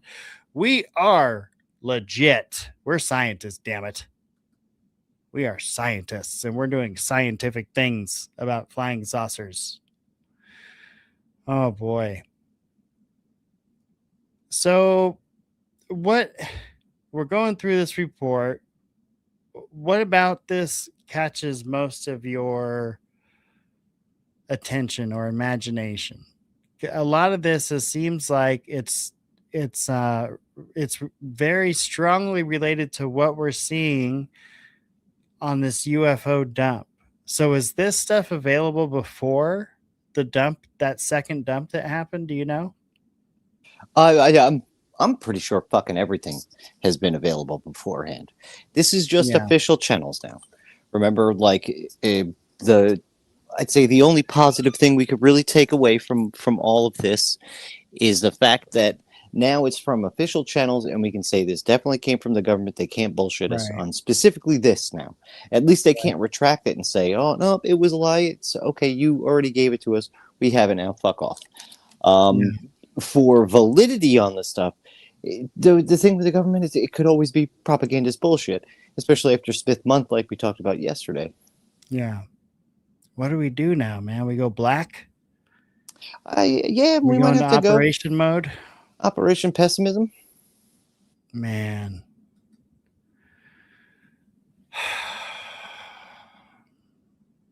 But this is what they like to do. They'd like us to it's like the 1 step forward, 10 steps back now. They've been doing this to the community for 60 plus years. Yeah, well, that's why the it's part community of the course. rips itself to shreds, right? Or, I mean, can you even call it a community is the argument, right? Oh, our community, you know? Yeah, yeah. Subliminal crew, you know who you are. I'm going to say all their names now. We got Nora, Tiff, Carlos, Deacon, Pizza Slayer, a.k.a. Uncle Ricky. Who else do we got up in that piece? Oh, fuck. All right, my memory is shit now. I did like 3 bong rips before this. You loser. In preparation. Yeah, shit. They're all going to hate me now. So this is going on. Now, what's interesting, too, is Sav. We throw a shout out to Sav. Don't forget Sav. Damn, don't forget Logan. Logan, yeah, we love Logan. God sauce, you weasel. Love you. Look at this. CIA approved the release. Untitled as well. Right, Untitled here. But they're the ones that said, okay. And they did that in 05. And this was from 1955. So for 60 years, they sat on this, and then they were like, okay, you can take a look at it. Hold on. We'll probably have to redact some stuff first, but then you can take a look at it. The danger lies in the possibility of forgetting the subjectivity of the data at the time the conclusions are drawn from the analysis. It must be emphasized again and again that any conclusions contained in this report are based not on facts, but what on many observers thought and estimated the true facts to be. Interesting statement there. Again, they get into the amount of the reports. Right. So, kind of the theme of this UFO files show is the formalization of the process, right? So this whole time they're telling the public there is nothing to see here, right? There's no boogeyman, there's no UFOs, there's no little green men flying above you, there's no orbs, there's no portals, there's none of that. But a community. No portals for a community. Shout out to Des, our coolest member of the community. The community. Oh, buddy. But, it's funny because for years, you're a fucking crazy person if you believe this. You're a fucking wacko. Like, you can watch movies, sitcoms, television shows, Saturday Night Live. You're a fucking weirdo whack job if you think there's weird shit flying around in the sky. You're a fucking weirdo. You're a fucking weirdo. How could you possibly believe that? Oh, wait, hang on. We have this little thing here. It does say for 1947 that we were analyzing flying discs. Our bad. Oopsies. Oops. We made a mistake. We forgot we had these thousands and thousands of pages of reports. They were only talking about the Like the flying discs the Germans brought with them. You know what I mean? That's all they're referring to. So they're like, we're analyzing the discs now. It's like, yeah, because you guys are fucking making them now. I hope you're Right. analyzing the shit you're producing, you fuckers. Yeah. And what's crazy when you see these, you know, they're not receipts. They're like, I don't know how they filed and organized their shit back in the day, right? They're different folders, but you see these dates on here and it's like, you gotta be kidding me. You knew this shit in 47 and you weren't telling us about, or you were anybody that talked to us about it and told us about it was you made look like a crazy person? What the fuck is that about? That's fucked up, y'all. I guess that's so dirty. So fucking dirty. Most uncool. Like, and I, you know, I'm proud of my service. I'm proud of what I did for this country, and I think anybody that serves should be proud. But God damn, some people really got screwed over, man. Like taken advantage of in the worst ways. Over Man, this. imagine you die on a top secret mission, right? Mhm. And they can't tell your family how you died. They can't tell anyone how you died. Meanwhile, you're doing some badass shit for the fucking country, Yeah. dangerous as hell. And then it's like, oh, you died in a training incident. It's like you Right. couldn't have come up with a fucking cooler way that I went. You know, like I am doing it. I rode a dolphin into battle, and you're telling me that I died during a training incident? This is the ghost of the guy. You know what I mean? Oh man, Collis wants to know if I sell my uniform. I do have one pair of my BDUs left over, folded up and tucked away somewhere. God, I don't know. They're probably in the storage shed or something. But man, that was a long, long time ago. Dude, I want you to know, Carlos, he knows karate, and it just when he puts that sucker on, man, he goes straight into the stance, the Bob McGuire stance, 2 legs out, hunched. He's haunching. I have began to study quantum jujitsu. If you're not familiar with quantum jujitsu, make sure you look into that. It is a legitimate fighting art, and you can get a T-shirt and everything. It's really cool. You can learn how to fake fight off 5 guys at the same time. Did you ever done that before? You ever fight off 5 guys at the same time? I heard Miss Morpho did that. Fakely?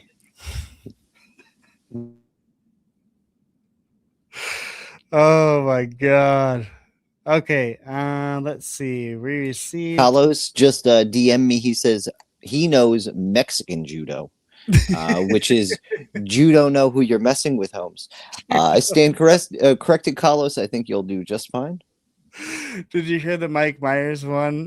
The Scottish martial arts. Did you hear about that?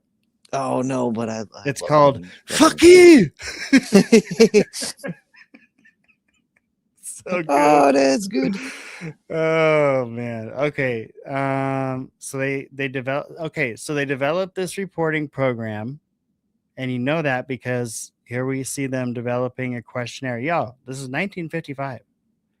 And Ryan Graves came out and said, "Oh my God, there's not a safe way for us to report these things." Clearly,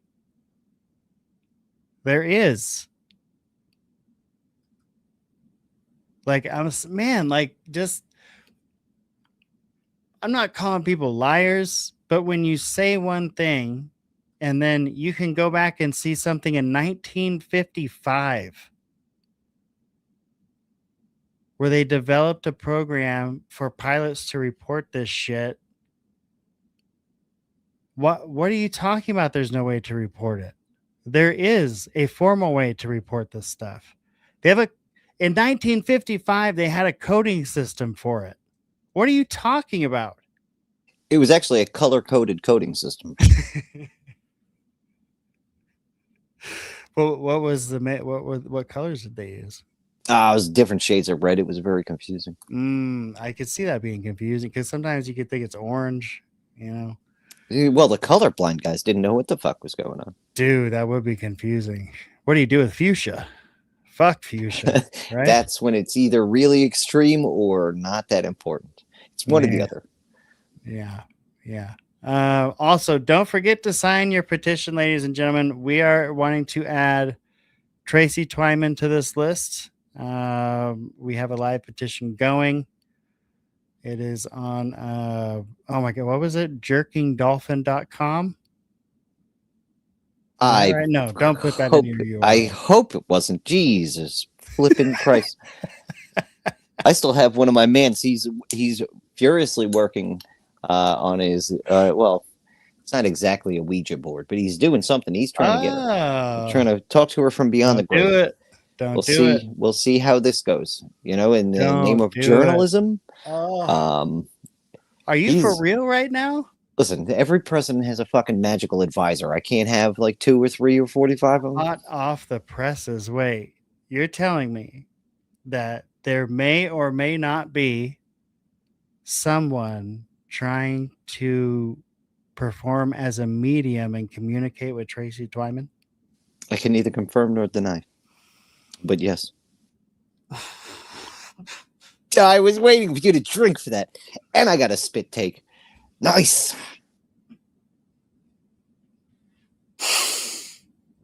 Oh my God. Right here, folks. You heard it live. There may or may not be a seance. But dude, that would be crazy. I mean, not to make a joke out of it, but seriously, that would be crazy. Because like, what if you have success, but then it's like not Tracy? Because that's what you hear about happening all the time, right? Is that it's like some other, like she went to go investigate one entity and then ran into the entity that said he was Ball, right? Yeah. I mean, they are known as tricksters.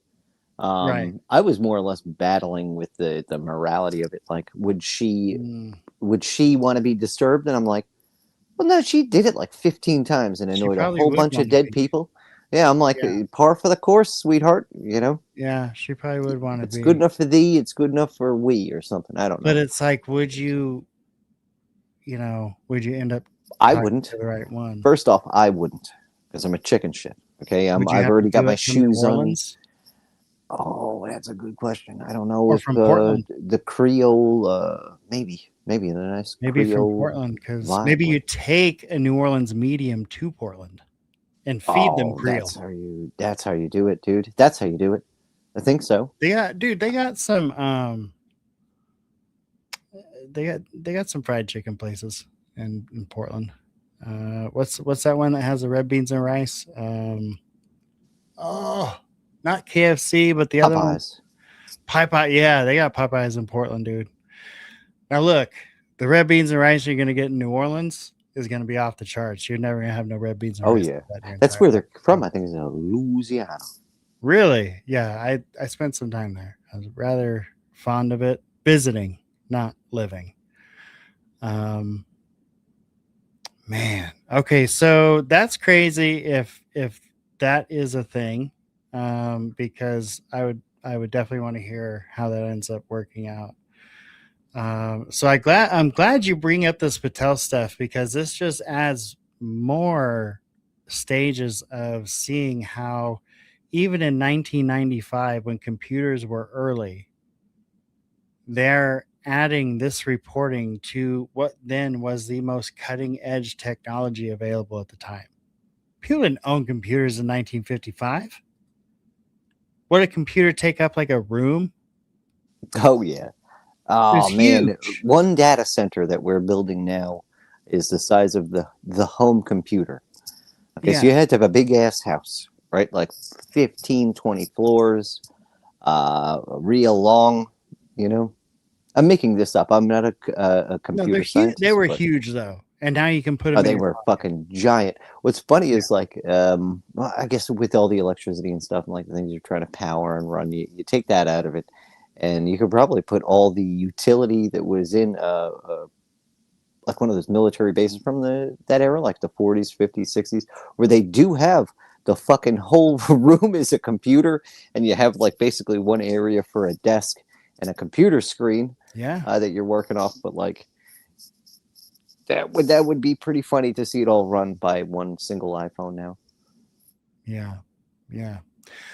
Gray Owl's mentioning the magic cabal here. Let's see what Gray Owl is saying. The magic cabal of secret keepers are the real patriots. They would kill each and every last one of us to protect us from the dangers of the UFO situation. Tom said that these men and women are heroes. Isn't that interesting? We were getting into that last time we did a UFO episode about how we had this punk rocker that was so quick to be like, yes, sir. Like, it was just weird. It gave off kind of weird vibes. Usually you would have a punk rocker telling a general to stick it somewhere. Well, I mean, the times are changing, right? Like we have Rage Against the Machine that now rages right along with the machine.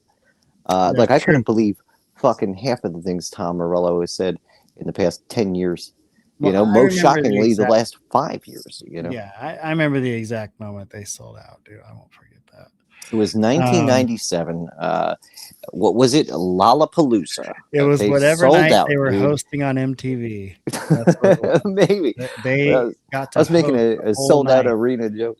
No, I'm being for real. They got to host a whole night on MTV, and I was like, oh, that's it for Rage. Like, really? They're doing like TRL, Rage Against the Machine. It was just not very Raging Against the Machine-ish. You know what I mean? Yep. At any rate, so look at this. So we've got this IBM card, cutting edge. This master coding plan was evolved during the early stages of the preliminary analysis of the data. So not only are they collecting all this data, the way that they are evaluating it, creating code, developing software to analyze it and prioritize it, they're like breaking new ground just studying this. Just the study of this improved the computerization. I don't know what else you call it. The autonomy of computation. I don't know how else you say it, but like the initial study of this helped us with coding and helped us with using hardware and creating software that will work along with that hardware, and you figuring out ways to make sense of the data that software and hardware is telling you. I mean, this is like they're creating for us already, and we don't even know what we're dealing with. I think that's so insane.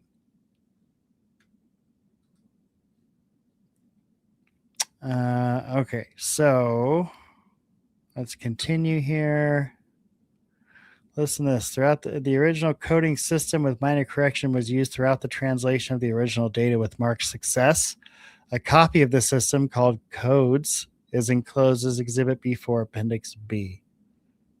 So these guys, like, and what's crazy is you're probably not going to find this like in the, history museum of computers next to the,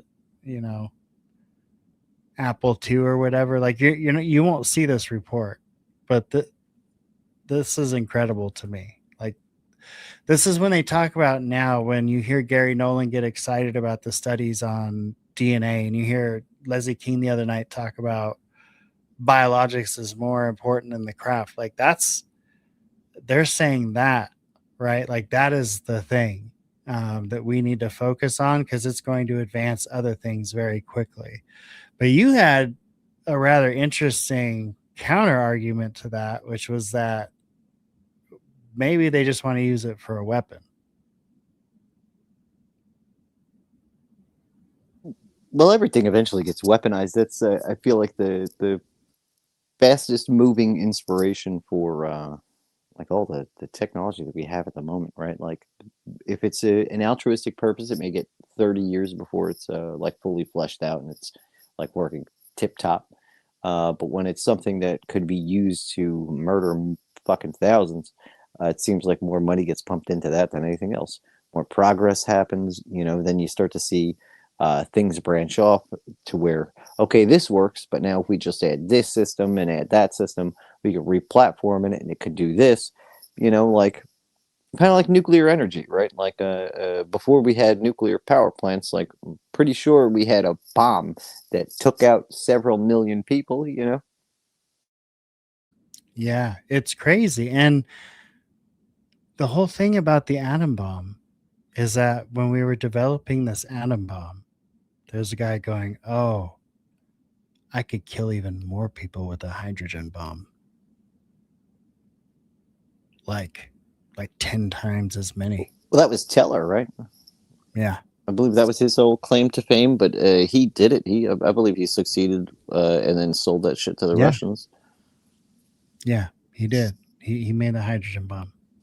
But he was going for the neutron bomb. That was his original thing, because he was like, if we can get a runoff or a runaway effect with this, he was like, if we just change a few things around, we can make that exponential. And they were like, we don't need it exponential, especially if it's going to take an extra 3 months. Like, we need something that'll prove a point now.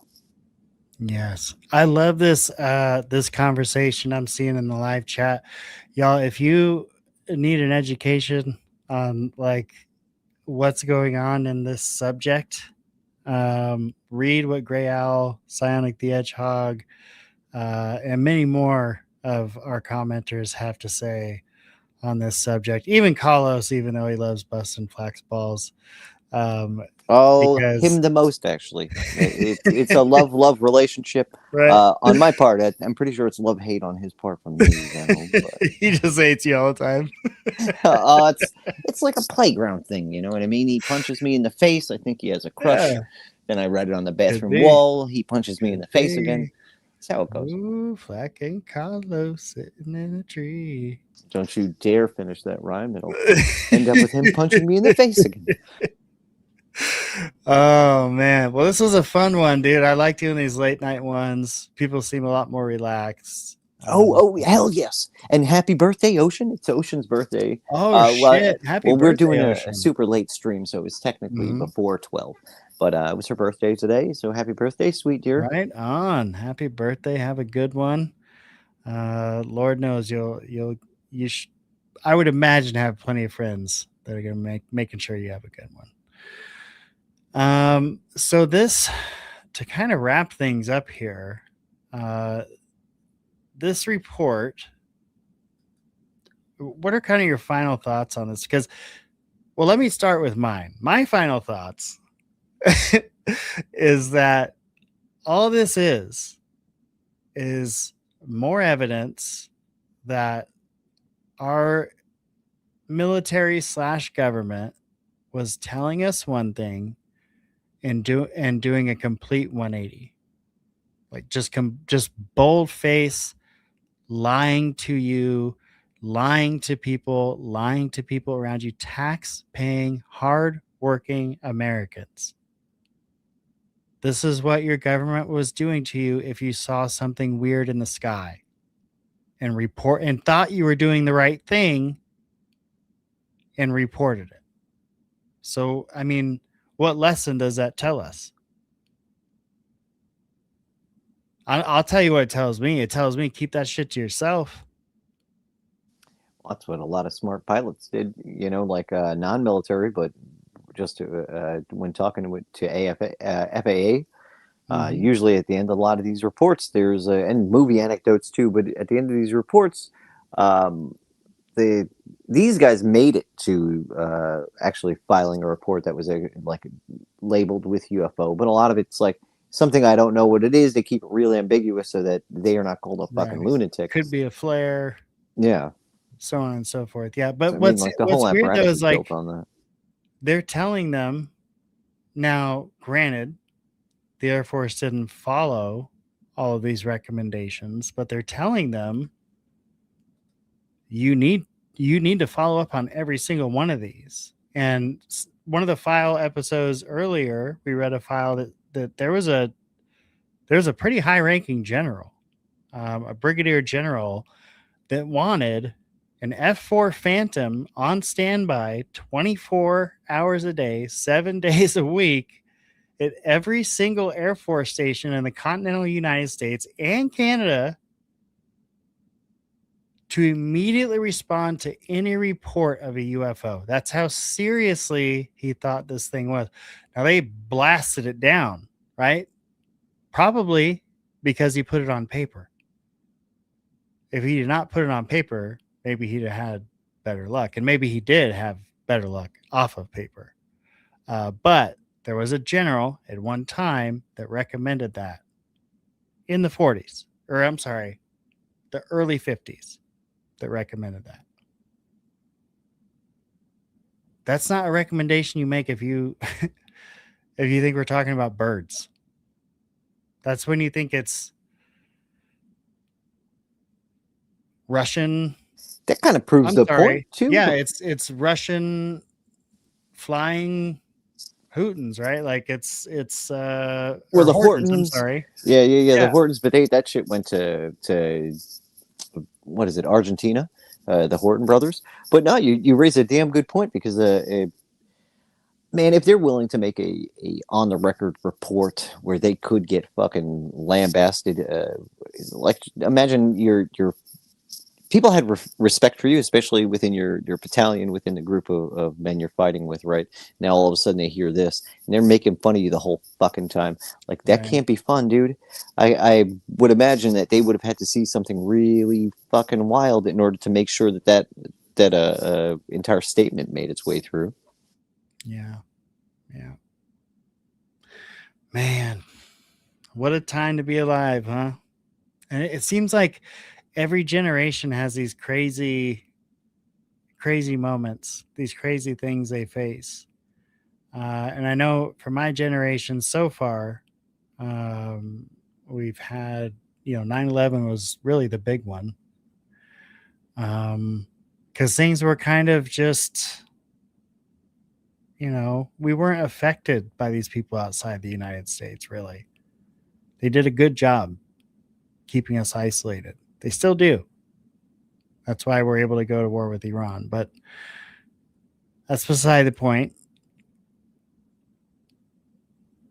It feels like we're at another one of these moments right now. And I don't mean disclosure of aliens.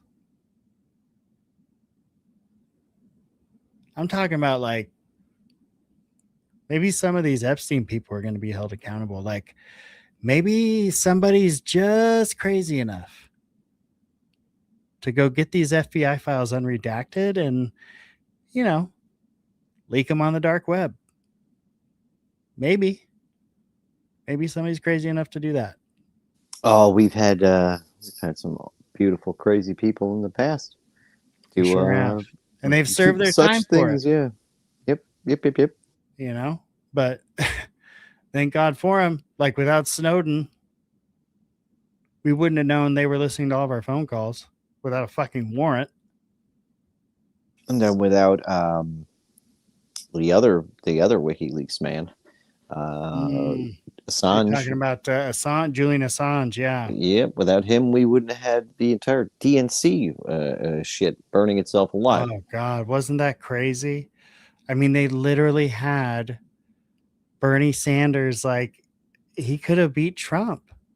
Only 30% of that shit made its way to the people, because even he couldn't get all of this shit out before having to move and hide things on other servers and like really do his shit. Really? Yeah. We didn't get all that stuff, right? Because even he was like, if they will drop a nuclear bomb in my town in order to get me, if I drop some of this stuff, like remember what they were doing. Remember what they were doing to try and get his ass in, and that was like fucking. Believe it was Obama, who said the most volatile shit about his ass. But Hillary Clinton, I'm pretty sure, didn't say some nice things. I think they called for treasonous death or something like that. He's not even a U.S. citizen. Shut the fuck up! I don't remember reading that. Yeah, man. He did get. Remember, he got incarcerated for a little bit too, but like they really wanted to fuck with him. He just didn't get extradited to the U.S. Sounds like we're gonna have to do a Bernie episode, buddy. This wasn't Bernie. This wasn't Bernie. This was what's his name? I'm talking about Julian Bernie Assange. Oh, Julian Assange. I thought you were talking about Bernie Sanders. I was like, No, what? Bernie Sanders just got. Yeah, I know Julian Assange has got a behind the checkered past for sure. What are your thoughts on him? On Assange or Bernie? On Assange. On Assange, I don't know. I think he's a great dude for what he's done, but I don't know him personally. I don't know. I feel like everybody that you see on the television's got some fucking wacky central casting shit going on anyway. Well, but the thing is, like, a lot of these guys that are in the spotlight, like they're constantly like live streaming and like posting on Instagram and posting on X. And so like you can get a pretty good sample of a person these days, these younger people anyways, and social people. I think Assange is one of them. But I think, yeah, he's definitely a shady character. 100%. I wouldn't trust him with shit. I mean, he did a great thing. Like I love what WikiLeaks did. They posted shit that as plebs we would never see the light of day on. That was the closest thing to what we would call, I don't know, like a maybe not disclosure with UFO topic, but declassification on a grand scale, like we should have seen with files after, things have a 30-year lifespan where they're like, okay, in 30 years this is going to be released. That's supposed to be what happened with JFK, but it's the fucking opposite. So yeah, we had that conversation. Well, I think Snowden did it the best because he found a journalist he trusted, and he said, I want you to go through, I don't want anybody to get hurt. I don't want us to put any operators, anybody in the field in harm's way. Pick out a couple of the big stories where nobody will get hurt and run with those. And yeah, maybe that's to a degree like filtration and gatekeeping or whatever. But at the same time, like you have like real operators out there with their lives on the line, and they're doing it for us. So like we do have to be careful about what we're putting out there. You know what I mean? But we also like don't have to hide all the terrible shit we do just because it's terrible. Yeah, and plus, I think as journalists, even though I'd say we're more pseudo journalists, you know what I mean? We talk about too many fringe things that we don't get enough credit for talking about, but we also get lambasted more than if we just discuss regular news and politics. But I think they silo information with certain people so that when certain news gets out, they know exactly who the fuck leaked it because it's bullshit, but it's the only bullshit that went out with this certain person, so. Yeah. When do you think journalism lost?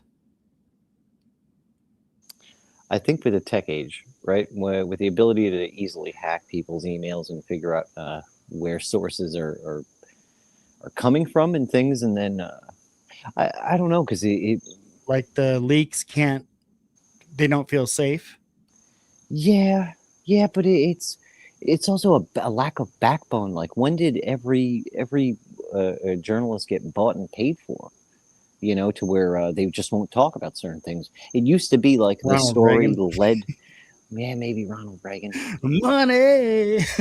It's no, I'm wild. kidding. Not Ronald Reagan. Just that whole yuppie vibe thing in general. Like, just get more money, get more stuff, get a yacht, get a second house, get a third house, get a Corvette, get a Porsche, more.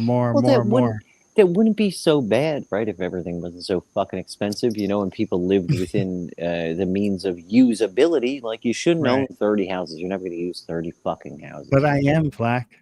But I am. Oh, damn. All right. I want one for every day of the month.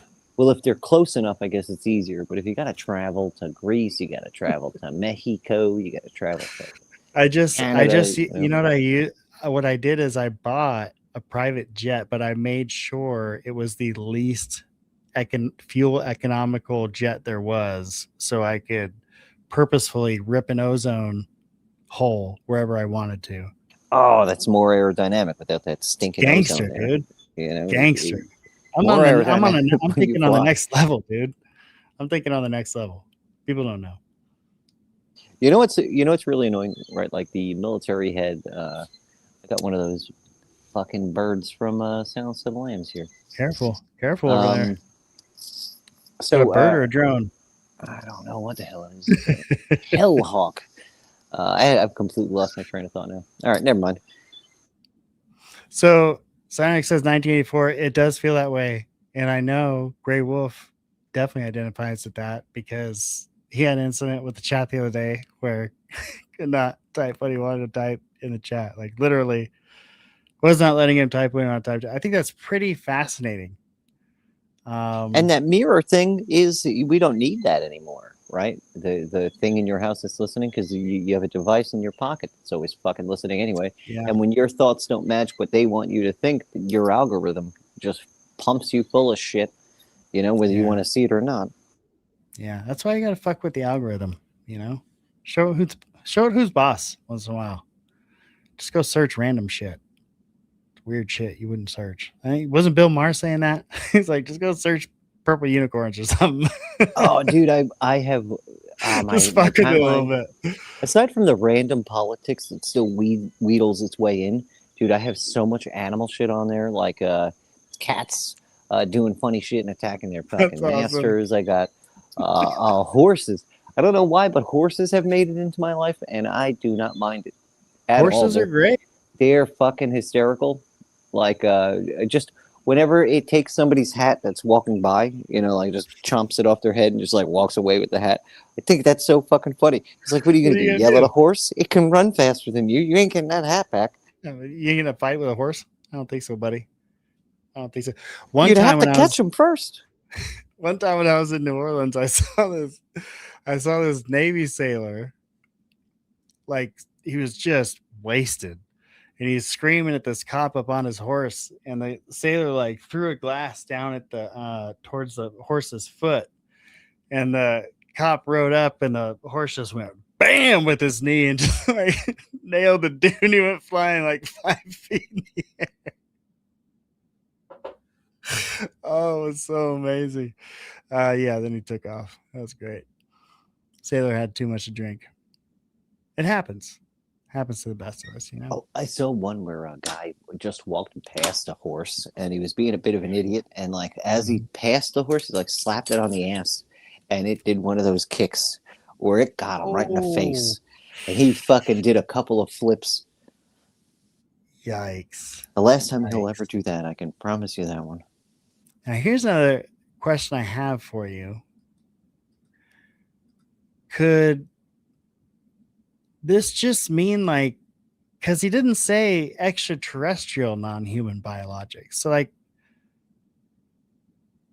we could be talking about a horse. Yeah, space horse, I hope. But also, like, think of this: they're making biological computers now, right? Like things that can run. Yes, I believe I have some pictures, but yeah, keep telling us. Yeah. Well, the coolest part about it, I'll just skip to my favorite anecdote, is there's a dude on YouTube who has a channel, and he is right now trying to get it to play Doom, where I love Doom hacks, like getting Doom to play on things that it shouldn't be on. Calculators were probably my favorite. But to have a computer, basically a living microchip, where it's cool because it looks like it has like a bottle cap, like a glued to the top of a microchip, but it's actually a biological thing. Like it has nerves that anytime it comes across the same thing, it's trained to do something, to where like it's playing a game of Doom. It's not very good at it yet, but like it'll shoot an enemy when it comes across it, which is kind of crazy that it's technically that's a non-human biologic computer chip.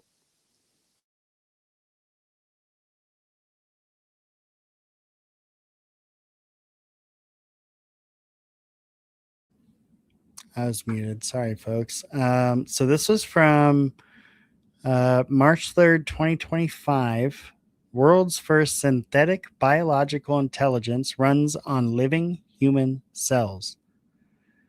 The world's first biological computer that fuses brain cells with silicon hardware to form fluid neural networks that has been commercially launched, ushering a new age of AI technology.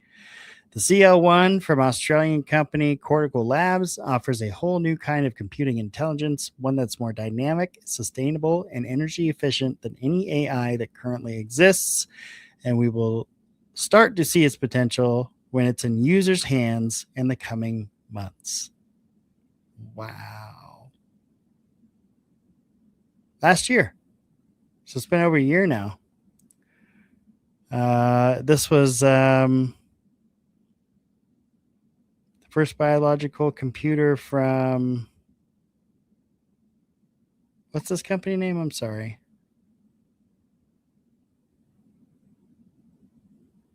I think cortical. I think it says cortical on it. All right, let's see what we can find about cortical right now. Oh, I just got to take a bathroom break. I'll be right back. Oh, fine. So I'm going to see if we can find an update here on where the cortical computer is.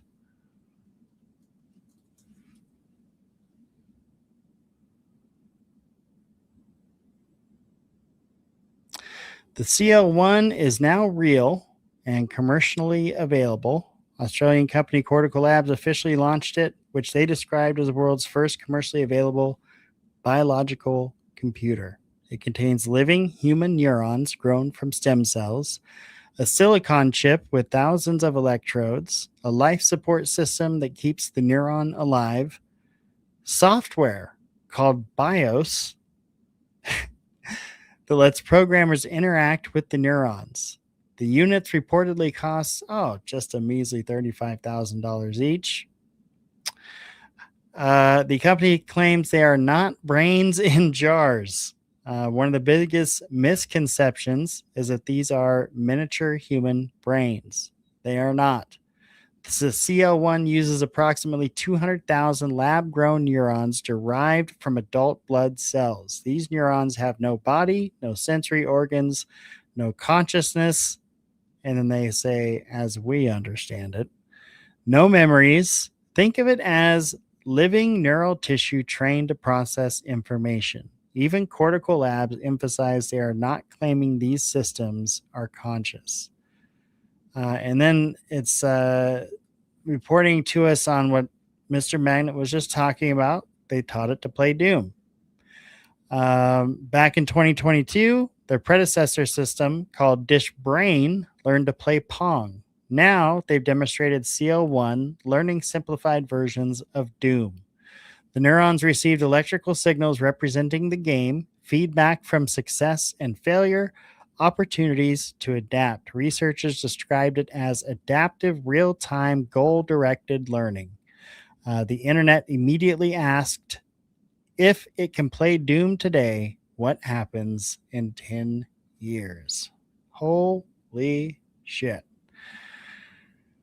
I think Psionic makes a great point. Doom is great, but can it fucking play some TMNT? That is the real question. Fuck around and find out. Fafo with Leo and Donatello. You don't know about that computer. I'll still kick your ass at TMNT. Let's see. They want biological data centers, y'all. Oh my God. So like the data centers weren't fucking 1984-ish enough. Now they want biological data centers.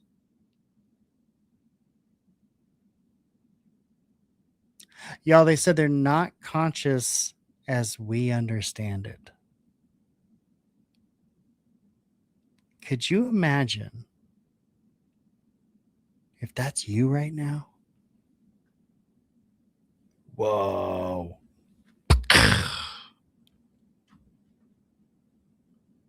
What if the Matrix had it right? And we even have a body. We're just like little brain organisms in a plastic tube. Yikes. No consciousness as we understand it. $35,000. What's it going to take? Put you in a unit today. They'll probably get cheaper as we start building out the data centers. Cortical Labs announced partnerships aimed at building some of the first biological computing facilities, Melbourne and Singapore, of course. These centers would host hundreds and eventually thousands of CO1 units. The goal isn't replacing silicon, instead, use living neurons for tasks that may perform more efficiently than traditional AI. So that is a challenge, we know, with AI, is the energy, the consumption, the requirement, the supply and the demand, right? We have heard the rumors. These like AI companies are buying up old nuclear facilities, and they're going to like try to turn them on again so that they can generate enough energy just so they can be competitive in the AI space. That's how much power it's going to take. I mean, the video you make with AI, I do it too, but that takes a lot of power when you multiply that by thousands and thousands of people trying to do it. Modern AI consumes staggering amounts of power. Training large language models requires massive GPU farms. Neurons, however, evolve to be extraordinarily efficient. Cortical argues that biological systems learn from fewer examples, adapt rapidly, require dramatically less energy. So if that's true, biological computing could become what transistors were to vacuum tubes, essentially changing the game.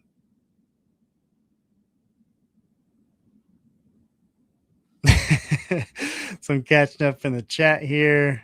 Yeah, Gray Wolf says, what could go wrong? Yeah, right? What could possibly go wrong?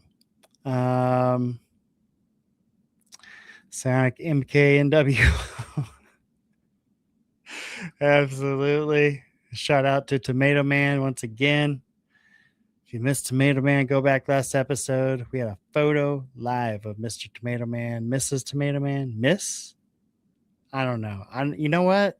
We'll just say tomato person because we don't want to assume their identity, right?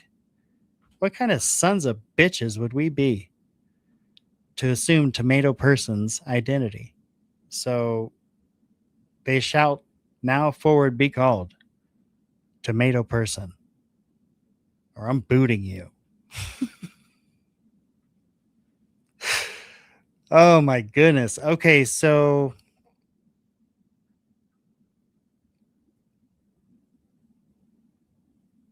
let me see here. Where were we at? Because it was an interesting part here. Yes, there's a CIA connection. Imagine that, y'all. In 2023, InQtel, the venture capital arm associated with the U.S. intelligence community, participated in Cortical Labs' funding round. That means intelligence organizations saw enough potential in this technology to invest in its developments. Intelligence companies don't typically make bad financial investments. So could it be for medicine, pattern recognition, code breaking? We know code breaking is a big one. I think whatever it is, it's definitely, it has some national security implications. So that's the trippy thing, is that this product right here might have been brought to us courtesy of the CIA. And that gives it a whole other vibe, doesn't it? Then you start thinking all kinds of shit.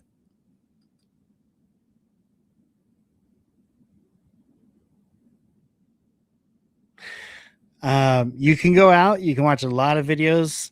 It's getting late, so I'm not going to find them for you. But if you are having a hard time sleeping, you can go out, you can find a lot of videos on scientists debating this, like having live debates. There's debates for, there's debates against. It depends on who you like to listen to, who you don't like to listen to, but basically just look up biological computing, and you can hear a lot of different opinions on the matter. To me, the CIA thing makes it kooky, creepy, and makes you want to stay away from it with a 10-foot pole. But reality is reality, right? I mean, just because I feel a certain way doesn't change the fact of the matter that people are going to take advantage of this. People are going to use this. And so we're going to have to be careful. If the neurons learn through feedback, it's their biological neurons, and they learn through feedback, that would mean that they prefer predictable stimulation over other types of stimulation. Which means, like, at what point does adaptive learning become something we recognize as a primitive form of experience? Most neuroscientists will tell you that we're nowhere near consciousness, but they also admit that we don't exactly know where consciousness begins and where it ends. So when they say things like, well, they have no consciousness as we understand it, we need to really put weight in that "as we understand it" part. That's how I feel.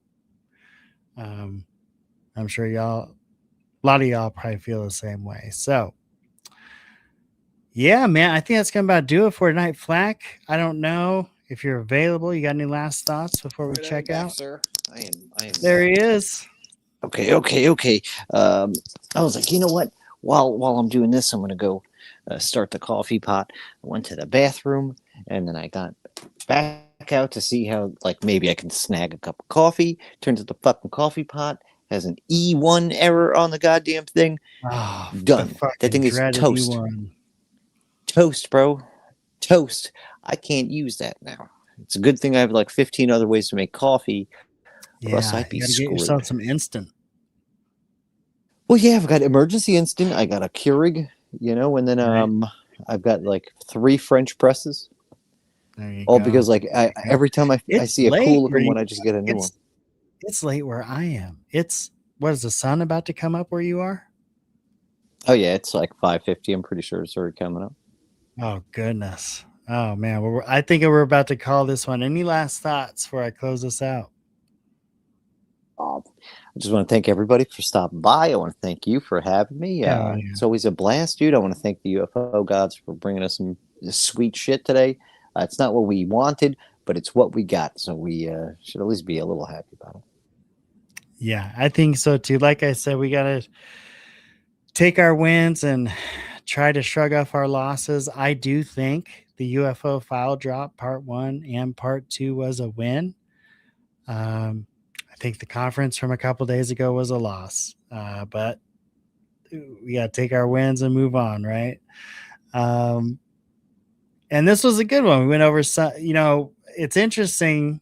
We weren't even talking about biological computing, and that is a topic that really seems to be hotly contested. So yeah, we'll have to do an episode on where we're at with the biological computing too. I don't know if you missed some of it, but it's pretty interesting to see how it's advanced and some of the arguments about it, what it means. I mean, it's one thing to have a data center. Could you imagine having a data center full of, what is that, like flesh? I'm just thinking the Matrix, dude.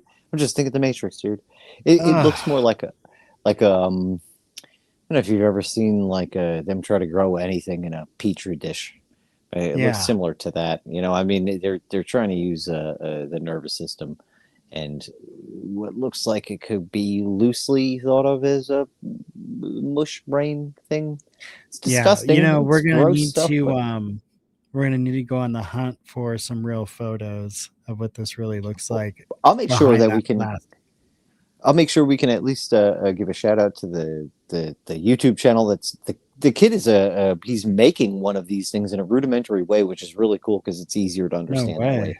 What I'm looking at over there looks fucking wild, but at least this dude is doing it on a small scale and he explains it over 10 different videos. So we can No shit. we can Does he get it working? screenshot something. Yeah. Is I this mean, it's the already Doom working kit? now. Yep, Mr. Doom. Okay. I don't Yeah, know his. 'cause I that don't was remember one his of the name. So that was one of the topics I think when you just took off. Yeah, in 22 they taught it how to play Doom. In 2022, the predecessor system called DishBrain learned to play Pong. Now they've demonstrated CL1 learning simplified versions of Doom. So basically, the researchers described it as adaptive real-time goal-directed learning. And the internet immediately asked if it can play Doom today, what happens in 10 years.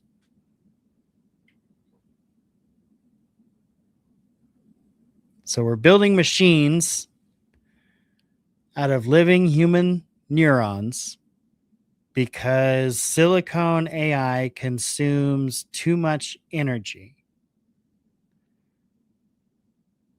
But can I point out something that's just made painfully obvious to me right now? Yeah. Right. Like we get AI, right? And instead of putting it to work on all the shit jobs that we hate doing, we've tasked it with art, which is things that people love to do. We've tasked it with research work, where I don't know about any other research, but I love researching. That shit is one of the funnest parts of the UFO topic, is like doing my own research and finding shit that I think nobody has seen, or I don't think at least has seen the light of day in like 50 years. And now we are tasking it with video games. Right, it's like, and music. Let's not forget music.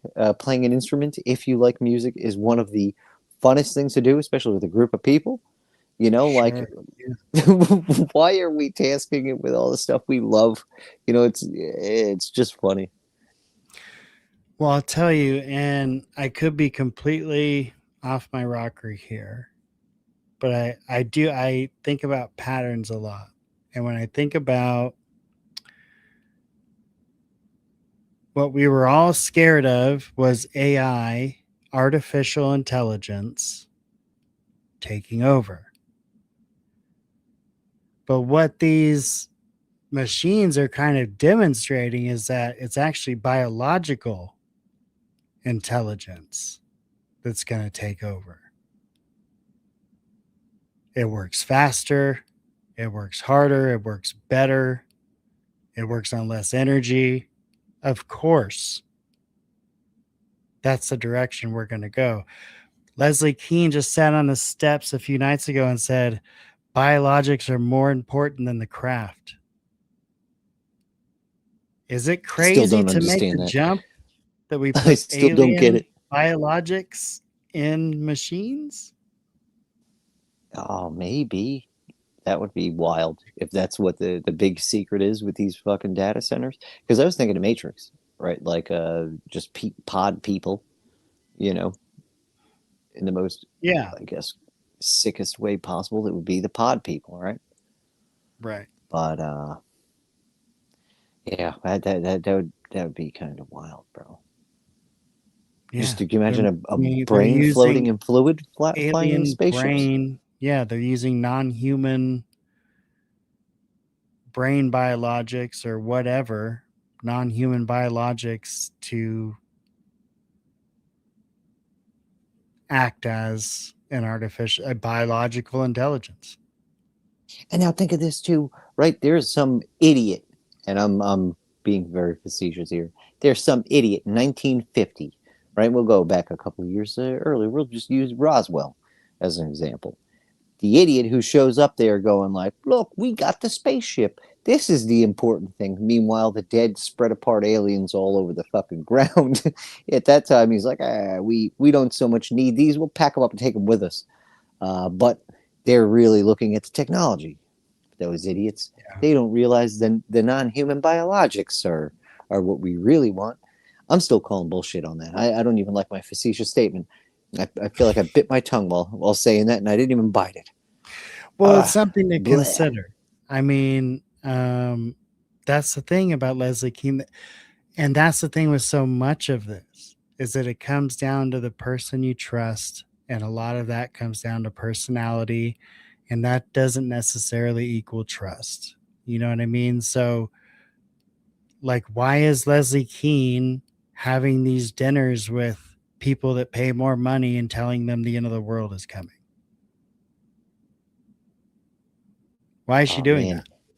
Well, all right. So the raising of money and the end of the world makes total sense, right? Because you ain't going to take it with you, right? It's the end of the world. There's going to be no tangible place to spend those dollars. So why don't you just give them on over to me? I'll find something to do with them. I'll spread the message. Yup. So it's the grifter's perfect thing is more private dinners. Anything. Yep.